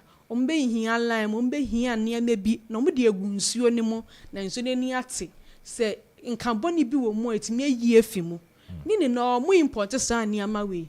Ɛna yɛnim sɛ wo to bibie fi abrochime mu abaga na nko ade a, wo use dollar na ɔde beto. Ɔmo nje yɛn cedi no. Nti sɛ wo sesa cedi na kɔ dollar ni mu na kyerɛ sɛ dollar ni na 15 na 15.38% na kyerɛ sɛ ɛbɛ wɔ hworo. Ansa na wato. Afei nso efie no so inflation rate no say and that form baby and sakeze da no so betimi affect. Ti say see an your new tariff na ye use no there and I'm 14.65 and they do 15 impo and only approved tariff appears you use here. As at last quarter you use 12.13 because that was Sabrina partner na ewo. Aha. But currently, no, you use 14 year car. Once I still a question. The natural said definitely there's a possibility to say, I'm not so near my see a cry, born by was trusting at the moment. If you're not so about generation mix your dear. Generation mix here. Bra yenye nyinam kanea okwan ye fa so nye nyinam kanea nyinam kanea wo niam mienu okwan mienu so your friend thermal ne hydro thermal ne ye bro mudi fuel tissue ne gas no e dia afa mfidie mu ama yenye nyinam kanea na hydro ne ye bra nsuo afa mfidie mu ama yenye nyinam kanea na mpem bebre no se nsuo no timi ma yenye nyinam kanea bebre a eya na ebetimi aboa ma yen tariffs no akofon kaka ba se nsuo no ama nyinam kanea bebre na se no e wo hworo kakra na se gas ni mom na e wo hworo bon se na chese se tariff na nhwa ebetimi akohworo e kakra nti generation mix e factor PRC yentimi control sense nsuo na be kire yen the amount e be maye ti as at last quarter no yenya nsuo 34.81% and yenya thermal 65.19 eno na ye maintain sesia eno na ye use ye but then inflation no the sesia akofom kakra as at last quarter no yenya 28.27% for inflation I affect your tariff no inflation you mum ye no annual projected average no na your projected quarterly average and you know no 7.07 na current one you use for projected annual average near 24.38 and na quarterly average near 6.09 but fuel price at the same fuel price natural gas and Canadian nanka Ghana kenya fuel price e fi takrade but se ade mo amunim se sa ahye no sa advantage party say any obi ntie ni na yeto fuel no the current fuel rate you use 8.0422 it means say 8 so as at April 1st 2024 now it was around 7.64 so 1st July ya na model call 8.04 okay reason the exchange rate na there be any a price into just any year okay so order to asoma me na to asoma me okay into your fuel price fuel price side na e ho US dollar to MMBT yeah ti no your price side okay into sa nyama we na ya e affect your tariffs and only at the tissue pan and now after so ECG Ghana Waterfall were they able to recover what they were supposed to recover nini na aka nyama ya affect entire no but obaka say near mu increase in saying e was true and e was form o to see year any stroke kese make sure but to also but me here nchire mu bu you just made a statement say ECG were they able to recover or not I don't know saying maybe say me nyantia say every nti say me kan no ye monitor nti ye PRC adwuma bag say ye monitor ti ye monitor so obdwuma bia ye mo benchmark so mutumi duru ho so mo ntumi nduru ho yedim say Ghana ha but addict true affecting a medical or illegal connection Akropong bebre ye illegal connection we'll come to illegal connection on ye uremu ye pa the reason why me be saying is I say ECG and to man recover some of their funds now. Almost sick and send your work and I want me to target and can be now more increasing tariffs and I just want to be clear. Okay. Not really. Okay, not really. And I said no. Fantastic. The reason why I'm saying no is once I'm amount nyama for a year factor. So I say factors considered for adjustment in tariffs. So those are the factors. Very well. But we also have things we expect from the utility. That is why we also intensify our education on illegal connection and what it affects. Right. And also payment of bills on time. All right. Okay. Nti currently your tariff no dear egumu ahoro minima se customers net tariff bracket na ase a ye ka tariff bracket a kire say u use nyinam kane a u use no dodo no ani sika u betua na nyinam kane ne say ne ye measure in kWh kilowatts per hour nti kWh no obi use 0 to 30 kWh your friend no a lifeline consumer lifeline kire say nyinam o use when ifie na endorse nti obi wo kanea or fan na TV ba bi TV ni kra ye kan okwefu ma no pa na so okwefu ma no pa enwumre ansa be ba no ko hwe news ya no edum no me say na oni fridge obi akwa fridge anka ho obi akwa fridge bi anka ho is it for 0 to 30 kWh no ye increase no kakra bi 3.45%. Na o de ba sika ne fam a obi bi ka say 3.45% no na che say e wo sure adenti na e wo sure me chechem kakra ma obi ehu ne enti a ye ka say initial 3.45% na last quarter tariff for obi o use 0 to 30 kWh ni otua na ye 0.63 pesos. Say currently tariff na yes year increase no nipa ku ni tua 0.65 pesos. In social difference na ewo mu na ye 2. O compare 2 na. Just say we compare and stand we value a wo tua. Yes so obeka ne say percentage average percentage na say 3.45% in na just say e was sure. There be me pa cho enti sa. Afi sa obi o use lifeline customer na so use 0 to 30 kWh na service charge ye nto so ye service charge ye sika ye jeje ne ba ya se force bi ba yinam kane ho a mutumi dia ye me fa ne say transform e bi ase ye mba maji huska fofo ne dia here we ndwuma line bi atie egu form po bi ya ebu ye mba maji sika foforo mo ma maji sika foforo there be ansa na ye dia ye ho adwuma so wo questions we be obviously we say to that short abira no say tie for na be bisa short no o ni nyina wa to de obi ya enti explanation be bia enti na ya aba no enti no o hwe service charge ni gusu ye no a 2.13% pesos na ene wo honom if you no so ye mbro obi a only 0 to 30 kWh sani pay e was 0 to 30 kWh na nim enti e be fast ya ka se onpa ku no 31 kWh and above okay near me boss way residential customers customers just say nipa ku no use wo fie okay enye store enye adwumem okay enti atiefo mo ntie ne ye nyesa na be obeba na wusu ana say we e fie de fie de be obra store de a use free ya to nko store o to drinks na ade so na no ana so fie de enti mo ntie ne ye na mo friends so abre no so na mo ma say bisa ba bisa ne ye madam be you are na sports for no ma enti time no nyina ye be enti na de o munya nko enti madam be nya ntobo ase a chire mu ade amai yanto aso okay afenti obi o use 31 kWh e kosu ni na no eno no increment ni 5.84% for residential customers in Kwam. Okay. Na me sisi aba difference na ewo mu no kakra bi nso a as last quarter no obi o 31 kWh e kosu ni na no na omoji ya ji omo 1.40 1.40 in HRSM. We share your tariff now, 140, but our tariff is written in pesos. And there was all running zeros nearby with she. So, person ya figure in cities. And currently, last quarter, 1 cedi 40 pesos. And no, bio use 301 plus, 1 cedi 85 pesos. But currently, no tariff na dia bar bontin. Ye using 1 cedi 48 pesos. Okay, 1 cedi 48 pesos. Now they say 1 cedi 40 pesos. Now I in a back 8 pesos. This a one shemu your back say into muno. I was sure.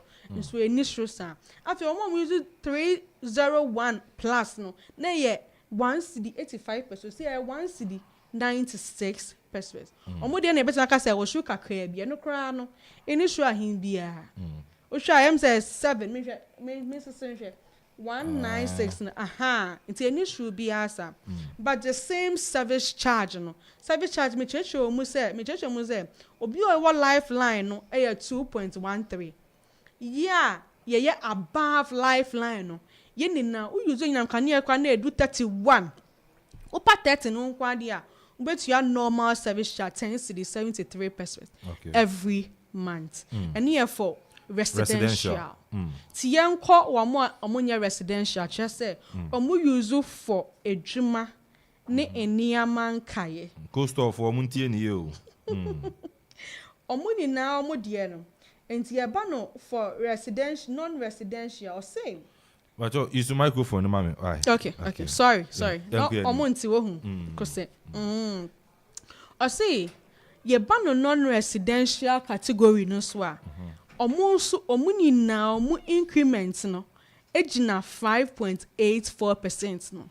See a statement you see 5.84% increase for all other residential customers who are not part of the lifeline category bracket. As well as non-residential category. The non-residential category, they use it for my store, hairdressing, me pamade. Ya ban industrial category, I know the enemies industries, no there was show. In video using no dorso. Omo de any year 4.92%. Minimum purpose a church mu me omo relation no so kan wan na me if no kan non-residential na obi ante na wan ase. Obi ante na wan ase. Okay. Enti ya ba na no so as at last quarter no non-residential customers for PRC my church we man na me de omo de na ba PRC se sia no yan tariff no favor wo mo ye adwuma no because we realized that obe ye adwuma no when sika de aba fie afen so obi o ye adwuma te se obi opama de say so to niama ontimi nka sa niama yi me pama tare ba ko metwe na matuni na abom ono no opa otwa ba ku bia obeto so na wetimi nya ne said and open style so apa na wo fie dia metimi aka sa metumi niama abomu na watching mu nti when you are at home you can be more efficient than being at work as a muti e untimi nka so be dum afidie ni bi it's not possible because you are using it for work nti entire revenue what ocean yi abon se efeva wo mo me ye adwuma because share 0 to 300 kWh no 1.2.6 it's 1.62. Like I said, perspective. As at last quarter, it was 1.26. IHS a 1 CD 26%. Now, okasa would ba obio onye sa category numa oba residential la. Obon 31 to 300 kW 1.40. Once away or form kakras here no. Yeah. Sabepe na sesia no ye new tariff na ye ba be eba in place and as a gusto ye adwuma no 0 to 300 obi a non-residential no sesia 1 CD 34 pesos. Enti ye share difference na no so nya den eni so. E ba 300 obi use 300 plus no so a na 1 CD 85 pesos. Currently ni omo betua na ye 1 CD 66 pesos. Once omo crabo dey at an advantage. Yeah, sure. And service charging there, it still remains the same. Okay. I fear no so near about industrial for no near SLT no. Okay. To year and mom there definitely met me at yasi. Sao. My point yasi. Mami boss kakrebi. Okay. Na yento aso. Ya ban in industry for there na. Ya wo industry bi an the levels. Into one say you sure SLT LV. You sure SLT MV HV steel. Ya sure SLT HV mines. And to person one category o sure bill no so a ubehu. Obi abehu ne de. But ya ban SLT LV for na. Omo energy ya charge ye 1 CD 91 pesos. To 1 kWh. Currently, se ni ye ba be charge just at last quarter no. Currently, ni ye ba be charge more money ye 2.00. We show difference na 9 pesos na be so me say 9 pesos square. Say we 1 CD 9 and I say 2 CD just 1 peso. Na be count. After service charge there remains the same. And society. If you are no so LSLT still no so we share energy charge na ye due as at last first quarter na 1 CD 52 pesos. So see how they buy high it is saying Microphone, don't the position microphone, madam. Send a okay, fantastic. Say, announce it. Okay. MV4 ni HV4 no. Currently, charge na ya your money 1 cedi 60 den pesos. As at last one, na ya 1 cedi 52 pesos. O de sign na account 8 na me de account. But the 8 na account American 8 pesos na ya den. Any difference no. Oba SLT HV mines na so. Omo de na 3 cedi 99 pesos. O de baha say sian currently 4 cedi 19. So mo de na eden akosro kakra. Okay. Timpacho eti for me hwe electricity am nim so mo ate ase. Yes. We dey me gidi say udin cheche mu na ba yie ana mo ate ase. We ye electricity ana udin cheche mu ba ye be ko water so. But yen sisia yen saka Mr. Jude Aduamwa Ado ono na PURC Eastern Region Manager. Papa be kan sa nka yenye ni se won papa mmerɛ mfimfini na ɔkyɛ man ntem na sɛ ɔwɔ abambo for papa nti donzi papa mmerɛ mfimfini ma me aha no se ɔhyɛ ntem papa yɛ okay wow okay na nka me bɔ ho bai mame ma papa papa yo me da sim pese me de kakraka contribution who say na obisa question before whether says o went to me and recover near so munyana na chese ni nyina be she tariff mu no yeah PULC your benchmarks bi the amount utilities for no okay expectations I dey ni super so won be to me aye na inya recoveries ni nyina as our benchmark no so we will recover 98% of the revenue requirement. Wow. So we have 100%, 2% in that's a 1 year. Okay. But then 98% in the target. No. Now when to me I hear recovery of 98% now tariff equation na share. Na the yes tariff analysis ni adjustment ni approval ni estimates ni nyina no. E ma ho kwan say yemfa sa non recoveries ni because you need variable bia a was equation mu and you know so womu as 98 no mu koji 70 20 na kana ya womu ka okay as I say womu jinti it will still be standing in their books ewo we feed the issue me de bo womu dero sen yombe bia womeji recoveries ni nyina no womu hwe no mu ye ebia so omuko no mukoji sikene nyina no omunhwe bills na enye very consistent and crowdflow bebre confusion about it no when you say corrections ni nyina na nkofo nya won bills na wo muntumi yede entua ne wo mu eyusu and etiefo so omunte bills na si no omunyire omuho no omunyede omunsua bills no omunte ase uko omu officer omomodia no omuma omunchire omu bills ni nyina yi na omutumi ehu nya eda ho eso omutua no mo delay because I na pem bebrebe no ECG for benya sika na a prepaid customers omudi kan etua na omenye na utilities na nya sika dia koye payments ama VR ne honka ho na wo ye postpaid customers na mo ewo issues with their bills na afina womu ebetu omubuasi no makutua create a very difficult situation for utility service providers and their revenue requirements you know mijina fidie use say ECG for nya womodwuma no monye sikani nyina etiefo so omudeka no onkutua ni nyina manager era say okasi ECG for nya womodwuma ndo monye ni nyina omoji sika no mo san so no kani anom so no eba yese ubajina kani anom ba so no say ha je and so no but madam Emanuela ya wie nkani a ye nwura mo nsuo okay na ensuo so de ne chirichiri mu mai na de MC ya obre pa sport for no mo ma nti ya obre pa na chirichiri ensuo de mu mai okay na nkomo bibiri ochi na ya no de ya ba so chiri nti no nka ensuo de no eno so chirichiri mai residential non residential commercial industrial any ade no nyina wo ho wura mu mai na chirichiri mu mai okay nti ensuo de no asat last quarter na de ya ntumu biem na ya tumu last year December mu no eno ana hold year okay nti asat last year December no na de ba I started effective 1st December 2023 no and no na ye use for last quarter. Okay. But this quarter near 2 minutes. Say me compare fi last year December. Oh, okay. Na ma compare this quarter there.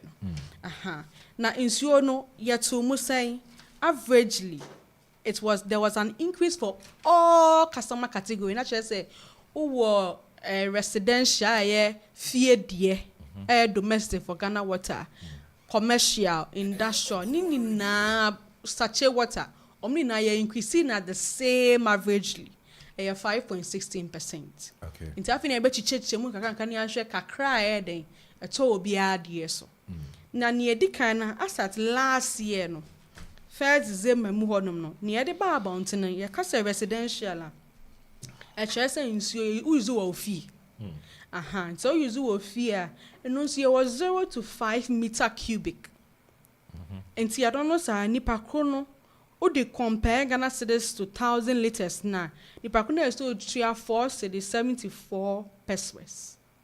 So 474. Na makada da say your tariff no is in pesos. So peso ti ase year Sarah ne point no eko wechimi no. Na what you see. So 4 cedis 74 pesos. Currently near Babaji I started from way months where July ko edie. A year 4.98 pesos. What show difference now? Me pacho bit your time calculation na mam kaka me hwa de 74.98 a year 24. Anambeba. 24 pesos exactly. It's 24 pesos increment. And show you obeka na say yeah can 5 points way 16% na e sure. So what's the settle? Na ni sure ahimbia. If you are no so obi oye about 5 meter cubic no. Nipa ko no as at last year December ba besi in June. Nipa ko no tia 8 cedis 38 pesos. Currently nipa ko no betia 8 cedis 81 pesos. And now me find say 8 cedis 82 pesos because we run 9 na e be 2. Patro mu ada ho. Enti seni ye ka no eya na Akuffo bebe beka say na chese ebi mu enya ebi mu so te so sa na tie ye ka ne tariff na nya obi an obe den obenya increment but ade ba ko essential so say majority of domestic customers we are in the bracket of 0 to 5 because in pen bebe ye ko adwuma nti aye so 5 ye use more than that even adwuma mo kra pen bebe no mu na wo da category no nti ye fie no so say service charge na the asesa na ensesa is the same. Okay. 10 cedis for every customer. Okay. Yamba na non-residential no so non-residential no I start last year December ebe si June ending no na ye 14.18. 14 cedis 18 pesos. Yenhwe I start now 14 cedis 92 pesos. Mr. Sia ahina abaso. Enya 74 enya kese bia. Ya ba no commercial so to say. Commercial no so obi o use for into non-residential no because non-residential and commercial ya ade. Ghana Water no mo cheche mu because e be for business e be me fan say school no nya sika amfi nsuo ni nton mu. Mr. Ba so mo de paper school mu ho ni ade. And sometimes so mutumi de o mo non-residential. Okay. Nti ya ba ne sa na if you are not so into commercial they say 25 cedis 38 pesos. 25 cedis 38 pesos. So see currently 26 cedis 69 pesos. I use 1 cedi something pesos and the account. Yeah, call the next service charge no so then service charge no is still the same for commercial bracket. It's still 20 Ghana cedis. Okay. After you buy industrial near 25 cedis 38 pesos. I charge out betia. Obano yen currently near a year adwuma sesia na 26 cedis 69 pesos. And also service charge and society. If you know so you ban public institutions to government department. And also I say 12 cedis 18 pesos. Currently nearly 12 cedis 81 Ghana. On say na just no crapo there. It was shook a KBP. Now you share the next one service charge na na same. You ban public stand pipes. Omo muto nsuo abonten no. And no so 5 cedis 67 pesos. 5 cedis 67 pesos. Oban has a swa no podie 5 cedis 97 pesos. And also a hena becount we are 67 90 30 pesos. Service charge as a son and society is the same thing. The ban a bottled water and drinks are a year 25 cedis 38 pesos. Yensha currently near year charge a year 26 cedis 69 pesos. And also service charge in your day and society just a little increment. See, bottled water and drinks near Jumel insure any idea no. I'm only industrial for no difference a woman in the okay, until I gonna what to match obumu. Okay. So category B and in Niamo Modi. Yeah, but industrial you can't ECG. Okay. I say. Okay. Ghana water doesn't use industrial. Okay. Even though they've grouped all of them under one category, but they still have sub-categories. Okay. And near yeah, and I'm charge. Very well. Very well. Yeah, find the bulk supply. Bulk supply so and near 80 cedis 4 pesos. 84 cedis 84 cedis sorry 8 cedis sorry 8 cedis 46 pesos and near 8 cedis 4 pesos. You show difference now 32 42 difference when I was so pesos so and yes cedis pesos so service charge no yeah general no so the same thing and society pot and harbor so there 33 Ghana cedis 20 pesos Sesia na 34 Ghana cedis 91 pesos. Omo de na ebetimi aka say 33 na de 1 cedis ni na akosoro. Sa pepepe. 1 crap pe na be count. Ti ya share mo pan ya ka say ya 2 mu a afofo 42 mu na no mo akoma. But one shadan jibre answer difference na. Beka say ya 2 mu den. It's why intesa. Yen na wase papa mane be so de kakra kan ho. Me be say me might for so a being so, especially anima your residential and hotels. Say residential we use pumps or more big reservoir. Who say reservoir and bathroom kakra pumping machine ebe pompogum. Into possible say rate na the edasisiano 0 to 5 meter cube but you may try because for a reason you know is you know but you may pump be brave and hotels are we na go for no go use hotels no and I said those who went for the accommodation or more experience bia no flow tinu we na guest house no more barrels bia o mu use ne ho ka ho tinu we na ya lock it tap no because omo ebie nsuo na sesu ma nsuo na amenti no mu refi omo antum enti nsuo no beba later na nipa no oni ho je say etumi gua wo ho kra so a anadwo da nsuo no beba na aflade edem ho nyina we ne mu nyina atumi dane eka ema residential users any hotel users and as a hotels for no those who are into that business so put some prudent measures in place maybe now the best ticket hotel no baby I can say make sure you lock all taps when they are not flowing na sang ni mani na abua na say obi o on WC enye dwuma yi you know insurance to me gusa the news about na dane bill we ni mu nyina he ne ma bia ye de ka enkomo no ho na etie for ahwehwe afa ho na omo move from one tariff category anko another tariff category. Okay. Ebema ebo no say we shade difference from 0 to 5 meter cube now move beyond 5 meter cube and above na say tariff na utu ya na ya double. Later on be on me ba no say onti ase nso na rate na asesa ho. That's it. All right, yeah, so yeah, I say anything that they be no ye penny see na once somebody chire mo de ba na Amanfo no so to me ati ase ye papa na amamo adwuma no kra emre for electricity users, more appliances a dear ayebo dero pa. So we use fridge dada.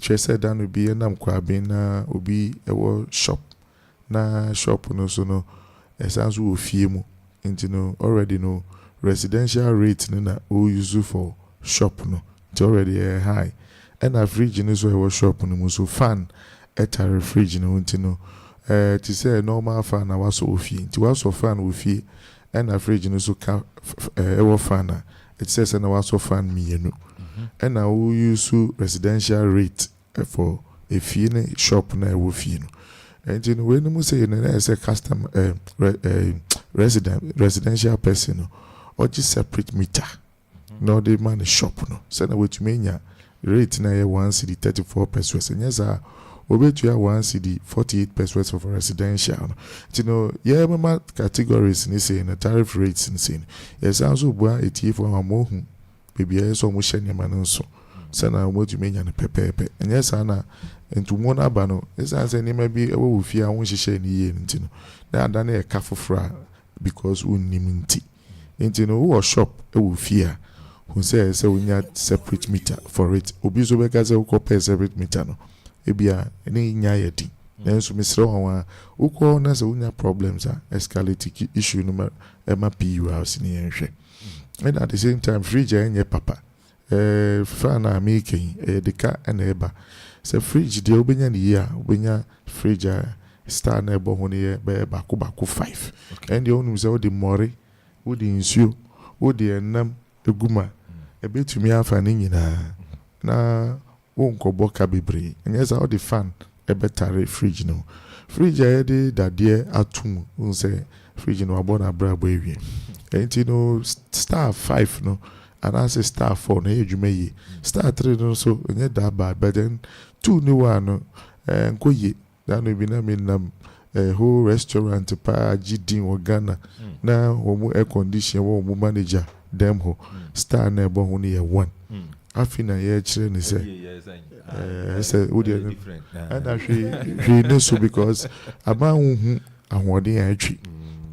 Into who say yellow stick up on what yes, I'm holding ye susuno and on one measure into no to make sure I say we are 1, we are 2, and as a star 5. To win when you know can hobby, Tinanya Sana, Obebo Eka. Obi one the fridge no the tones you. And then I'm coming ban, in so no ton or ton of fee. I say me, I'm free, you see me there, when I made it tones you. No, I do a ice block. A boy no cost on the ass here. Omono send a foot to ben Además Akropong. One years you don't go ice chest mo. Na woman for blocks nungum. Na ubi no na chese ice chest na ubi. But as long as ubi fridge no. Fridge ni nyansa e ba kope so unkulu niama. Inti oshuku rema. Obeka say electricity no na minkulu heat na abemu no. To go on fridge bi wa ubi now tuma usam could be immediately a man because of person or maintaining a certain temperature. And to tries to be exceed all the electricity in the neighbor between hoka. We all cross all your bad time. Nibano eshianante. Who's any mamita fridge no. And to know so my miniwa and as well around. We be a fridge no man in ego. We also saw the inquiry a question fridge na aju. Nina a ka and a deba. Tie catch it for so one na fridge ya dititri we train light to fee. So about koto fridge ye dwuma ye and sa yellow sticker ya making e bon. Na we nya ne ye go iron. E say nsuo na nya di nsuo gumu no. E train say nya nsuo enka ho. E na wo koto iron so na hwe ahode e twi. Ahode a entwi bebre no e gine mu yi. E na ebi ne mu bobo brands bi din agidin e chese. Unya no ka ho. Now kita fridge so kama. Oh, na obi owa tikopo no wo fi. Ti we nya flash screen no so antwe light bebre. E tikopo de heat na wo chiri no. E na twi light e bokan. Ti we nya TV ye. We nya fan fridge ye. E na we nya air condition so ye. E na just say wa hye ni ye iron so we nya ni ye. E kanu koso and as a general fin and as a buffer from Sana Yede indicators a check here. One say because of efficient materials appliances are all of anything. Emma how be Emma also to say near everybody Kofobi so we need controls in place in it, you know. In the robot for energy conservation, one of the key things I had in common fat tariff from Sana it for actually so earth wire so another issue. Obi or why only earth wire and engage me. Now normal electrician will test about to me abe check it. I should say, oh, I did ye jumana. Na engage me ya. Na I say, yeah, when you're moving 16 mm, I just said that the correct one. For so more you share earth wire no in the proper standards. It will be work and if you wiring no send especially villages kuye cables are yakesi won't say and say electricity no internal wiring no and yakesi yes and so much changing in no more replacing with very modern standards is a almost and no say you won't go for a form energy certified electrician or more banon be say jumana. Nya so mo recommend it show biano any sika ombeji na omde ayedwumani yenu omebo hu komo nyina ma tie boy tie for ama ne se omo hwe sa ne mani nyina and finally nya me person me ma tie for channel su asanka ho ne se your free be udum meter na wa hwe se udum ne mpono eridi ana meter ne ridi ana na se udum bibia ofie na o meter ne redia na je say adie bi wo fie ho a airtrain light na nkofo bebere ho mu nnim nti no bo say emfa ne say nipa ne bo wire no o ye mistake no bo wire no ko share dan mu na oba ye de ehu wuti fie for a long time o nnim say leaky na nsu talk kese e na won say wo na fe de ma shock because nsu bi afa ho e bi wo kra ye nsu leaky ti bo hwa na wo no e ho afọ San Yamani Yinano, so what's name 10 years now we are who's a way to yak out be for Sardian. Tia Pesati for Chess Animan, so who's electrical problems here over my energy certified electrician or numbers were ECG offices or Muma Bay Tracy Sardiano or more devices be no more picky at the out now. Why is our corrections? I say, I Obuha or fear the shop or fear name. Watch lights at the fee at the aba shop or the same meter or man just separate meter at the aba or the tone at there. You burn a bill and not top prepaid and China na osu. The another can now crowd to a shrimp Some Akropong almost at the end I'll catch it on what is the actual issue. As it say shop on one tina acquaintance and our advice and it's on just separate meter. Shop fear him. Said I miss Zulu. Mesen repeat it. So just separate meter because shop near for commercial purpose. And as a commercial purpose, no PURC are sharing so say you should have his own rates because of the age. And you know, so to me participate, no enjoy benefits in a woman. Because what we're going now on call, some Akropong the age man. Omu chawe juma no mu senior omu yusu fee. And you uba kwa juma of organizing hairdressing, barbering, but I will fee. Na ujine mua be 6 hours, 7 hours, 8 hours. Now baby to your residential rate 1 CD 48 pesos instead of 1 CD 34 pesos. And go ye. And you know, more mutie mini no. Munche sanya manusu. No, yeah, can I say ya? The next question Akuffo bisa ni say. Na mita kura uka koji kura no be bresa misrew. Easy for Emma omuhumini Sudan say can say umunya meters. Into pressure nanka first nanka womu any meters omu they address sa demands no. And ni what is first no. But then you know PURC ejine mu say betumi ahwe na say nipa no faces how no. Yetumi aboa no. That's it. So I say so I can meet and I know I prepare ever meet or no because what they won't say baby. I know them Swedish buy be fab the buy no been so tap if you want I don't come up baby there ba. But Miss Emanuela. Yes. Yeah, share reconnection as them. Okay. Let's deal with ECG. Obi de kaneka na muku twem ECG for twem sorry. Uncha kaniem ECG for twem. Na okutua ne kawia. It will be a friend in reconnection. ECG. Saying and not here charges and it says and someone I'm sure charges also. Okay. Nti yen komo teacher e ma ye ba ha no. Eno ni teacher reconnection fees. Okay. ECG for the near 1500 cedis for non-residential. ECG 100 cedis for non-residential. 100 for non-residential. Residential 50 Ghana cedis. And 50 Ghana cedis here residential. That is what they are supposed to charge for BR. Okay. Ote Koforidia how? Unti Koforidia how? That is what they are supposed to take. ECG 100. Non-residential 50. Okay. ECG. Okay. And the Minyante once a week.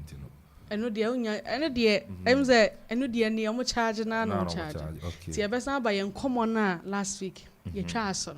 Me can say ba kwa investigations no. Okay. Water. Enti mon krata say we money Ghana water for na tena say. Auntie, me the copy aba. Okay. Me am the copy kwa aba. Okay. Okay. Ni enti a me the copy aba ne say. O question na obisa na no. Me nya information a day before. Okay. So I was thinking it was on Ghana ECG, but apparently it was on Ghana water. And you can see about investigations near sign.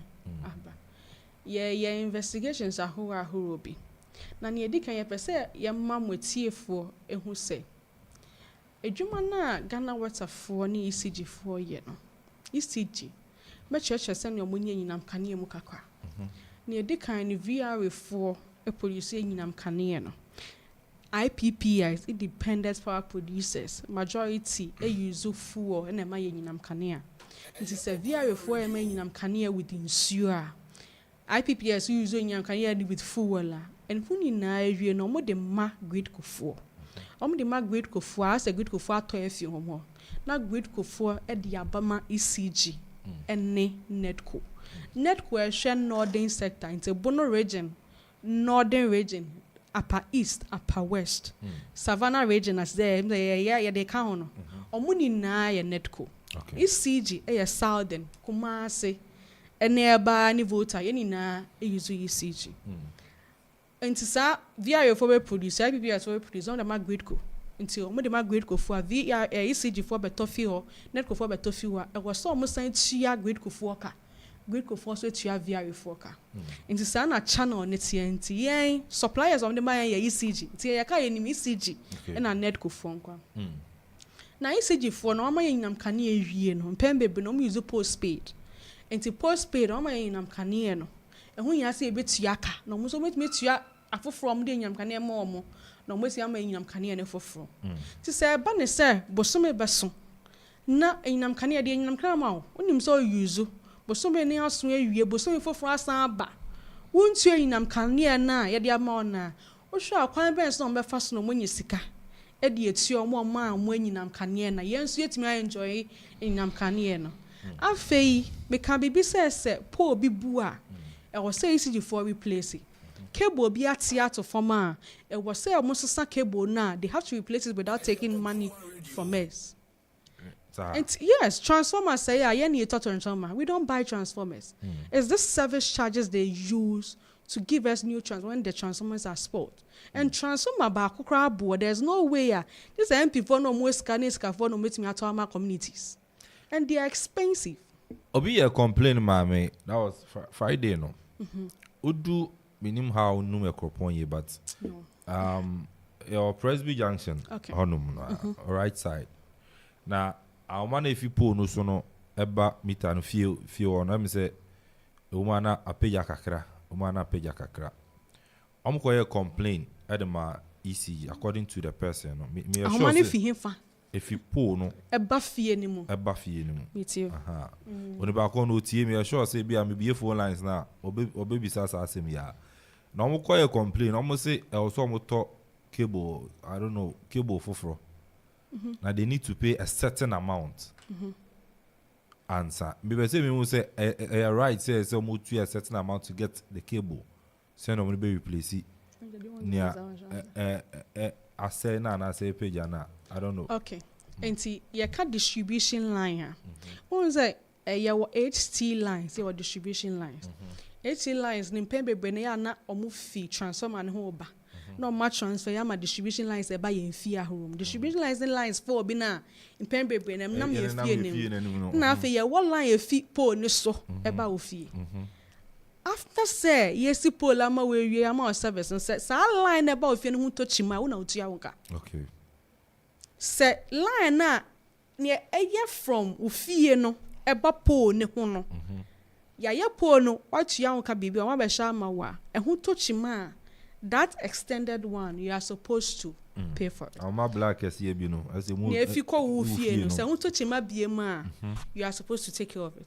But near one main lines ne so no I say nearby any na ye ho no we are distributing no esay a enya wo ka okay eno no esay pe etsi sparks e baswa ni na ni CG for na was den e hweso po no nso sa po na esi wo fie neni na se ne hwihwe na zebu na enya wo na me fa ne se odo ka akobuo mu na ebu ye e was say CG for replace it without you paying for it but say wo negligence e na ebu ya yeah, saka nipa kona no mo saka nipa kona the person will be asked to pay for it. Pay for it. Nti mpacho emu ada hodi. Emu ada ho. Iti me to aso ana. De minu ya utie mi a watio.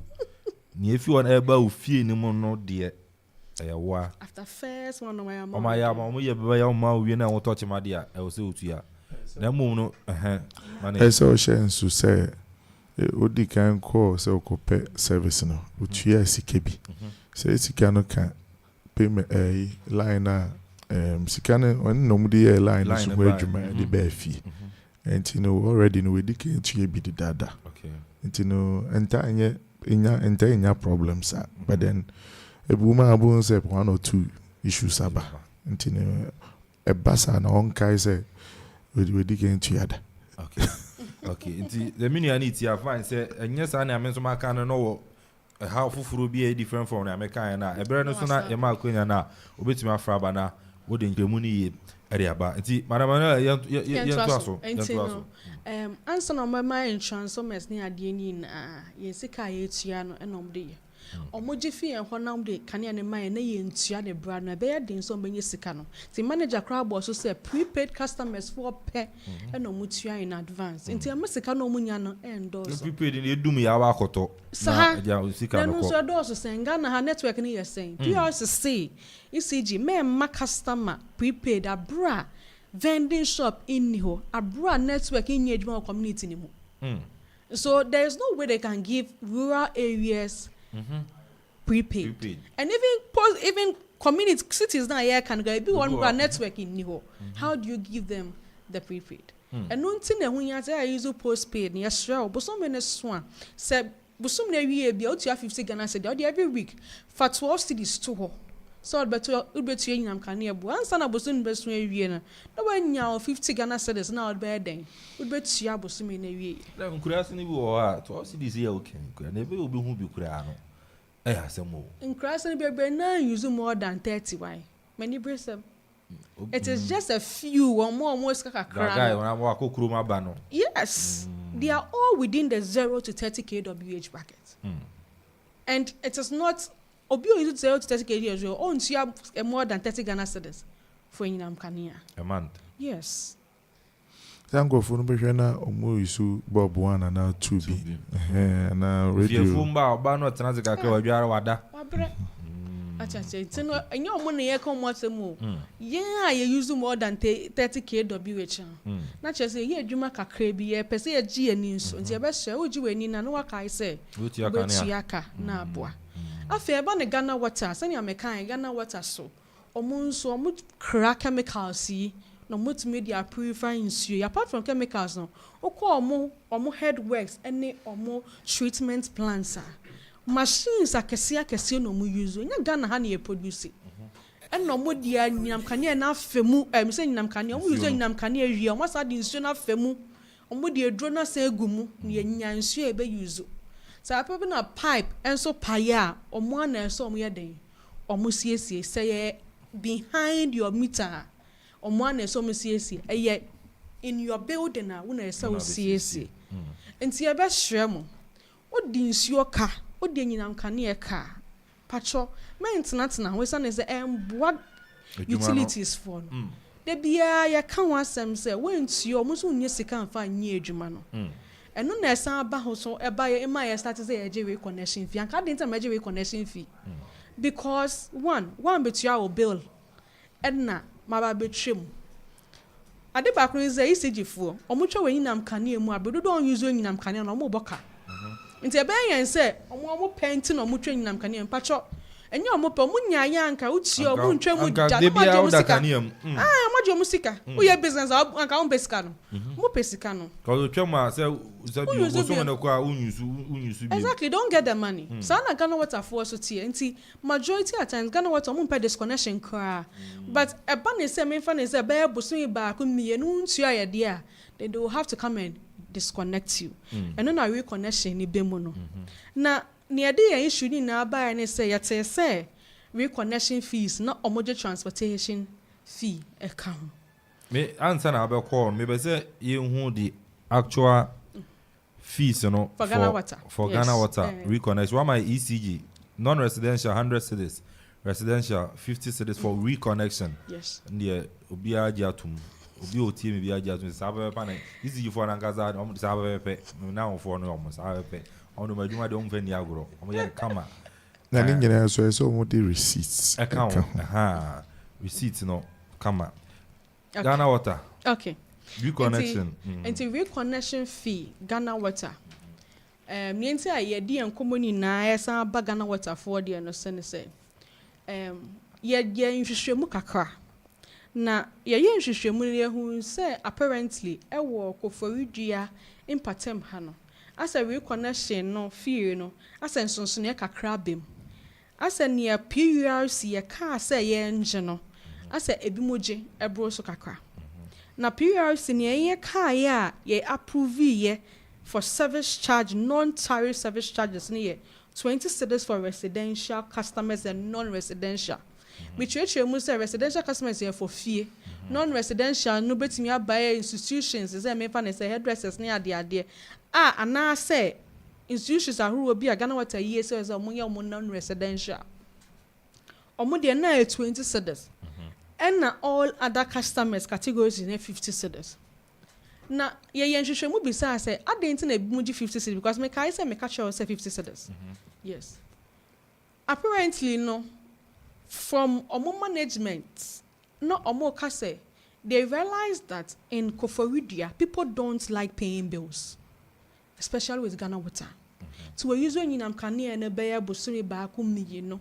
Ghana water for betwe mu nti ontua ne bills no omutua wiesu a na omoji omo reconnection fee because it was just 20 cedis was lesser initially kana lesser so see we increase one na started last year 2023 hono 20 cedis no because it wasn't big and as I answer na ko we they'll prefer not to pay their bills for them to be disconnected and son no nipa ko na ka tua no we tua 20 cedis na first na say 10 cedis no we tua no because it's not any money so they decided to if that is the issue then they'll add the transportation fee to it it's any omo discussing catch omo ye mu say transportation fee omo ji PRC and can approved rate on you are not supposed to take a transportation fee. But they even also said that they realized when that was implemented, people started paying bills regularly.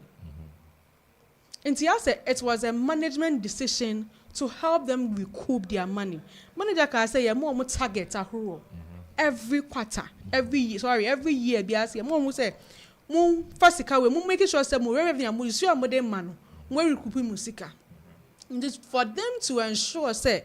Omusika no wetimi agye no enu nti na omode dose enyama ne baa no but ye ni omodi nko mo hu say commission no yen so any other rates apart from what we have approved na nkamba be bisa o enti na maka ewie no ye nimu no ye we enti na mo so mode aba mo so so no ye we aya de say ode no aka enti ni ye mo hu say ye mpese omagi any other transportation money bia biem ye pese ye hu se tiefo no mbomodin ase me pa trouble so many so a kotua wo nsuo ka kotua wo electricity ka because I know nom de ye adwuma no we ntua e ha adwen sabe na ye pese Ghana water fo ni isi difo hu se PRC ye adwuma no ye se ye intermediate ye cha say ye ginantem ye refreeze ye ginantem enti so bi ntua na nyinam kane ye bo bosome no so ne month bill obi ensua ni nsuo manbola fa nipa ko ne ba yen ho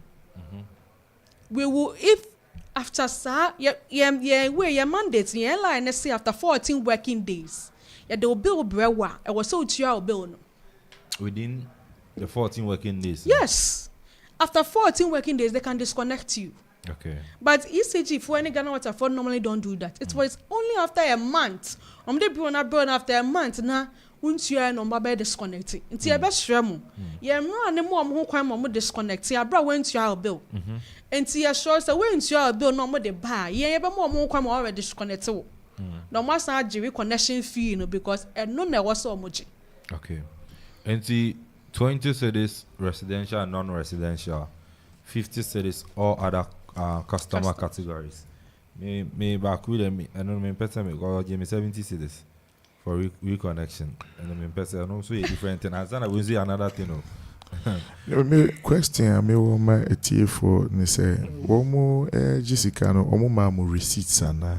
Mane 100 cedis not give me the receipt wa. Ma receipt. Na receipt in two a. Yes. Good. Yeah. Reconnection fee 50 cedis and the obo amount on the machine be na print we buy. Good. Into we say no. Wo krata etumi ma unya refund of near omajiun based on discussions na aye. Besides that, you know my meeting aka womo yen share ya dia to ho for reconnection ya ye bo hu komo chirewi. Say obi biara o was a challenge no on ordinary case ne basana 1 year refund of that amount na womoje yen. And you know it if for me unsa can receipts na charge na ye also ne different from nya yakana who to make call munchen based on that unya sa refund. Ganzi Jema ina mbisa say receipt na apart from no printing to many other receipt apart from their machine be printer na. So this is it. We share the printed one I also reconnection fee 50 cedis. And na e wa chire ne ya also reconnection TNT and also 50 cedis. It's 100 cedis. So I asked the lady what is the difference? Reconnection fee and reconnection. Some guy mention krata no say also. And I was my shop ba menti ase. She couldn't answer me. Waiting na PURC your regional offices no. Say be receive complaints efa obenya issues. Your regulatory rule ni say esisi bia e ma bia. And then one of our very strong goals are achieving is a create an enabling transparent framework. Obi amenya nimdie afa ye juma ye charges nyina send us insisan ye bi ba wetumi enya san engine so no agenie hia se wo saka enti no wo sa complaints na because of nimdie na ya dia to ho no wotumi disa o receipt ya unyai edeba as a complaint na ya yesa refunds no and as a Ghana Water ISR refunds no. Every now and then be any complaints from customers, even for ECG. Akropong bills by ya almost bills na was no. Na by the time I be process a complaint area, billing adjustments be very apa. Tino sa refunds na nya dia ye foforo. Idea say issue be ba na say refund now. Investigations be reveal say na mani nyina. Na omunya results ni pepe nti wezo ye bi Madam Manuela. Yes, nti meje obe onu ho receipt no na I wanted to see the customer category you are under. Me pamocho customers say ewo ye mpatema na mo muntie me no ohwese na customer category na no ano no a na ye dikan o ka say residential, but your category doesn't show is a residential. It shows it's either a commercial or non-residential. The reason why I'm saying this is customer category from Ghana Water near me minim na me hu ni sawa ha. Which one there? I trust 612. Microphone. I trust 612. Which doesn't put you under a residential category. So we'd have to find out, one, was there initially a shop there as a media business? And I know see down. normally Ghana water de ba ko no say oji nsuo no hwe a normal beto say nsuo no dey see with dan you move from residential because you are using it for business like naturally get say we to nsuo no now they are here adwuma. Okay, so with that one, with this one, whether residential or non-residential, you be no, me boy, your man bill, I know what you are bill no. Yes. He has paid fully. Yes. The problem here is not even about the bill. The problem is a reconnection. TNT charge. Yes, me. I'm just trying to let people know or let you people know near air cost or nipano and okay because with the bill he's okay. The chairman, are you okay with the bill? I get you. Yes, what we are you okay with? But the problem here not even about him person, but the number of people are just asking do free or more. Yes, that is a problem. And so my manager at church money say see now. Omo say yemro ano enso so no so to say who receipts to say we are the receipts here be I just say the service charge no and can 50 cedis because me share category no ni normal way 50 cedis and okay who reconnection TNT na and no the obetimi dia ko receipts now person dey trade the obetimi akọ omo refund omo cash no it will be credited pass an adjustment on your account into your account so that at least a better will bill ne so kakra. And I thought besides say can they give an official receipt and a written receipt? Yes. Ghana Water can give that because it is written here as an official receipt. Okay. So far as there is Ghana Water an official receipt is a receipt. That is why they are making them TNT rather on this one. No mama we. That's the car when did Juma a coin. Until I say because sometimes the customers that they disconnect, their places are far from the office. So I said all the TNT goes to a particular fund for fuel purchasing for reconnection. But we've told them from our airline it is not allowed. So henceforth that won't be. Oh, so far as there is a receipt here. I understand the receipt. I understand, but the reconnection 50 cedis, no. Says recon oba oh yeah there oba be reconnect into oba fakaba. With the actual reconnection fee 50 cedis on the actual one no and on the did njuma we chire mu enuma mi ya na me hu first one no ya ukure mu no 50 cedis no charge no. Is a penalty. Mama manager. Who say you Ghana Water and you ECG. Now share reconnection fee na ECG for no one on say 50. Meanwhile, they are all producing the same utility service provider. And I almost say almost strong reasons as anchor the motosa level so. And yeah, catch one say Ubenya sa say uma in headquarters Yahweh. Regional offices and we are in charge of complaints resolving of complaints those regional operations and you know they should put out their arguments together and then submit them to the attention of the head office. And you know, yeah, can you say, you know, one to me yes are strong proposals now. Maybe I head office but to me a review. But then for now no yes aneti tino ye jinenso aka say ya jiu say sikana. Wo dey fa complain bra. Na yede. Omo nhwe no mo yede mo ye refund. Tino mi nya ya aka. Wo dey obey analysis na we hu mi nti eba ni sa. Well, Matthias here, but for how per your investigation for how long Anna Omaje me can TNT but we person me bem a be dependent on the person. We say where your reconnection fee. Ti asimesi how many times now occur for reconnection? Maybe once. So what I say. And come we are maybe watch we and yeah debia I for I dabin as a date where somewhere last month. And you know I'm not even talking about the individual. I'm talking about charges and how more general on the be almost started baby last year or baby. Oh say imagine if feel last year about magic.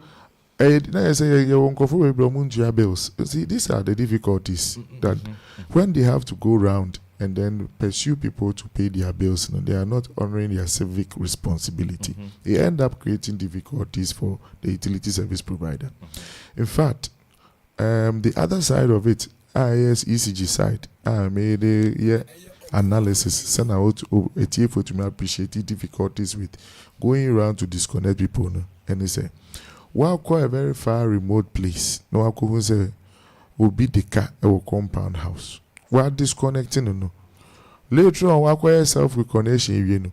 We'll sound be took a monitor says, any panel or your self reconnection.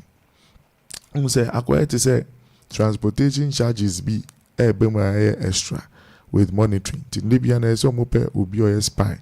No, area or no more information. Say, if you are disconnected as you may see. Why self reconnection as an almost into another car. I'm not holding brief for transportation costs no more. But they need to pass through the right channels, bring out their strong reasons. And then the commission will look at it. And if based on the merit, who he say, you be keeping be senating, fine. We be a nisikana as a refund. Was 1 year pepe, no more refunding my customers. And as Omoriana said, they need to review. It's just about a matter of time. They may have to. They may likely give that consideration. And Kakra Mekanan say, a bills so that they can avoid disconnection of their services. A banesana a benya isikano, to media a jumana fatana, to me sustain the reliability of supply. Very well, manager. Yenase for the clarification, but so as you say, Ajia to me say, yensi to extra charge after reconnection fee 50 cedis no. Anti almost Ajia to Madam Manuela. Oh, Omajiatum. Omajiatum. You be the receipt call for refund that. But you see, customers here who say moving a whole car, the fuel from their office. Your bill is not even high, but because so far as what per 1 month now, we also want customers to know that it is their responsibility. If you want water, you pay for it. If you want light, you pay for it. Don't think they are running a charity service. Don't think they are running a service because you say a utility and you see a benefit. But we should know there is fuel movement from wherever they are coming. At the same time, we also know fuel is really high now. And to fear penalty for fuel penalty it serves as a detriment. That is why we take penalty. Penalty is then to penalty to serve as a detriment, so that next time me take 20 Ghana cedis 1 month apahon na me ma me ye me ponko tua na ya betwe mu na ma send you 20 Ghana cedis afa so be na woso.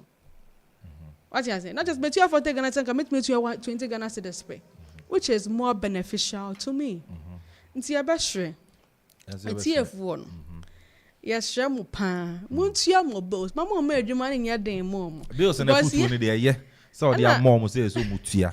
Etiefo de a de me che da nim say etiefo de. Nti na mo de issue ba ho. Mutua nka mo afa issue a. Oh, that be on say obu okura na wa kwantum. Oh, and de obu wa kwantum. On say me boss say no. We say e ba ye no. Obu wa kwantum obeba no. Na e ade a eda ho. Okay. Wa keka ni yana bom. Because nti na e wo soro no aspe okeka ni yana bom. Na watua no. One not their mom because on time tana Ghana obi na wo fi odo. Nti ani say no ba e no be hu no. Oh, na so okuyifiro. Ati ase. Ha. E obo so mo ya we. Omo ntumi nka so mo ya we. Omo ya we so ya we say den. Omo ya we so on time tana oba na waka bo no aye no one mom. But oni omo ya agreement. I can't because then they wouldn't have disconnected him.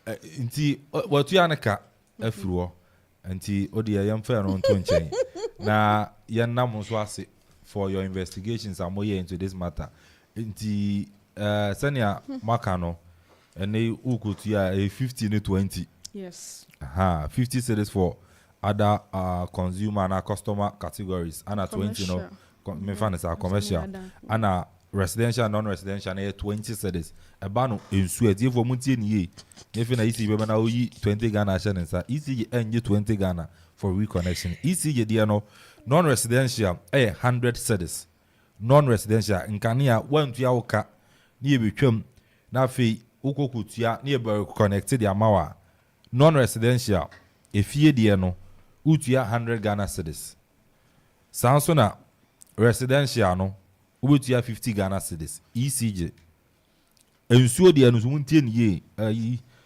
minja me now for wo amodokrom Ghana water me now for no minja Mr. ayi sanwotete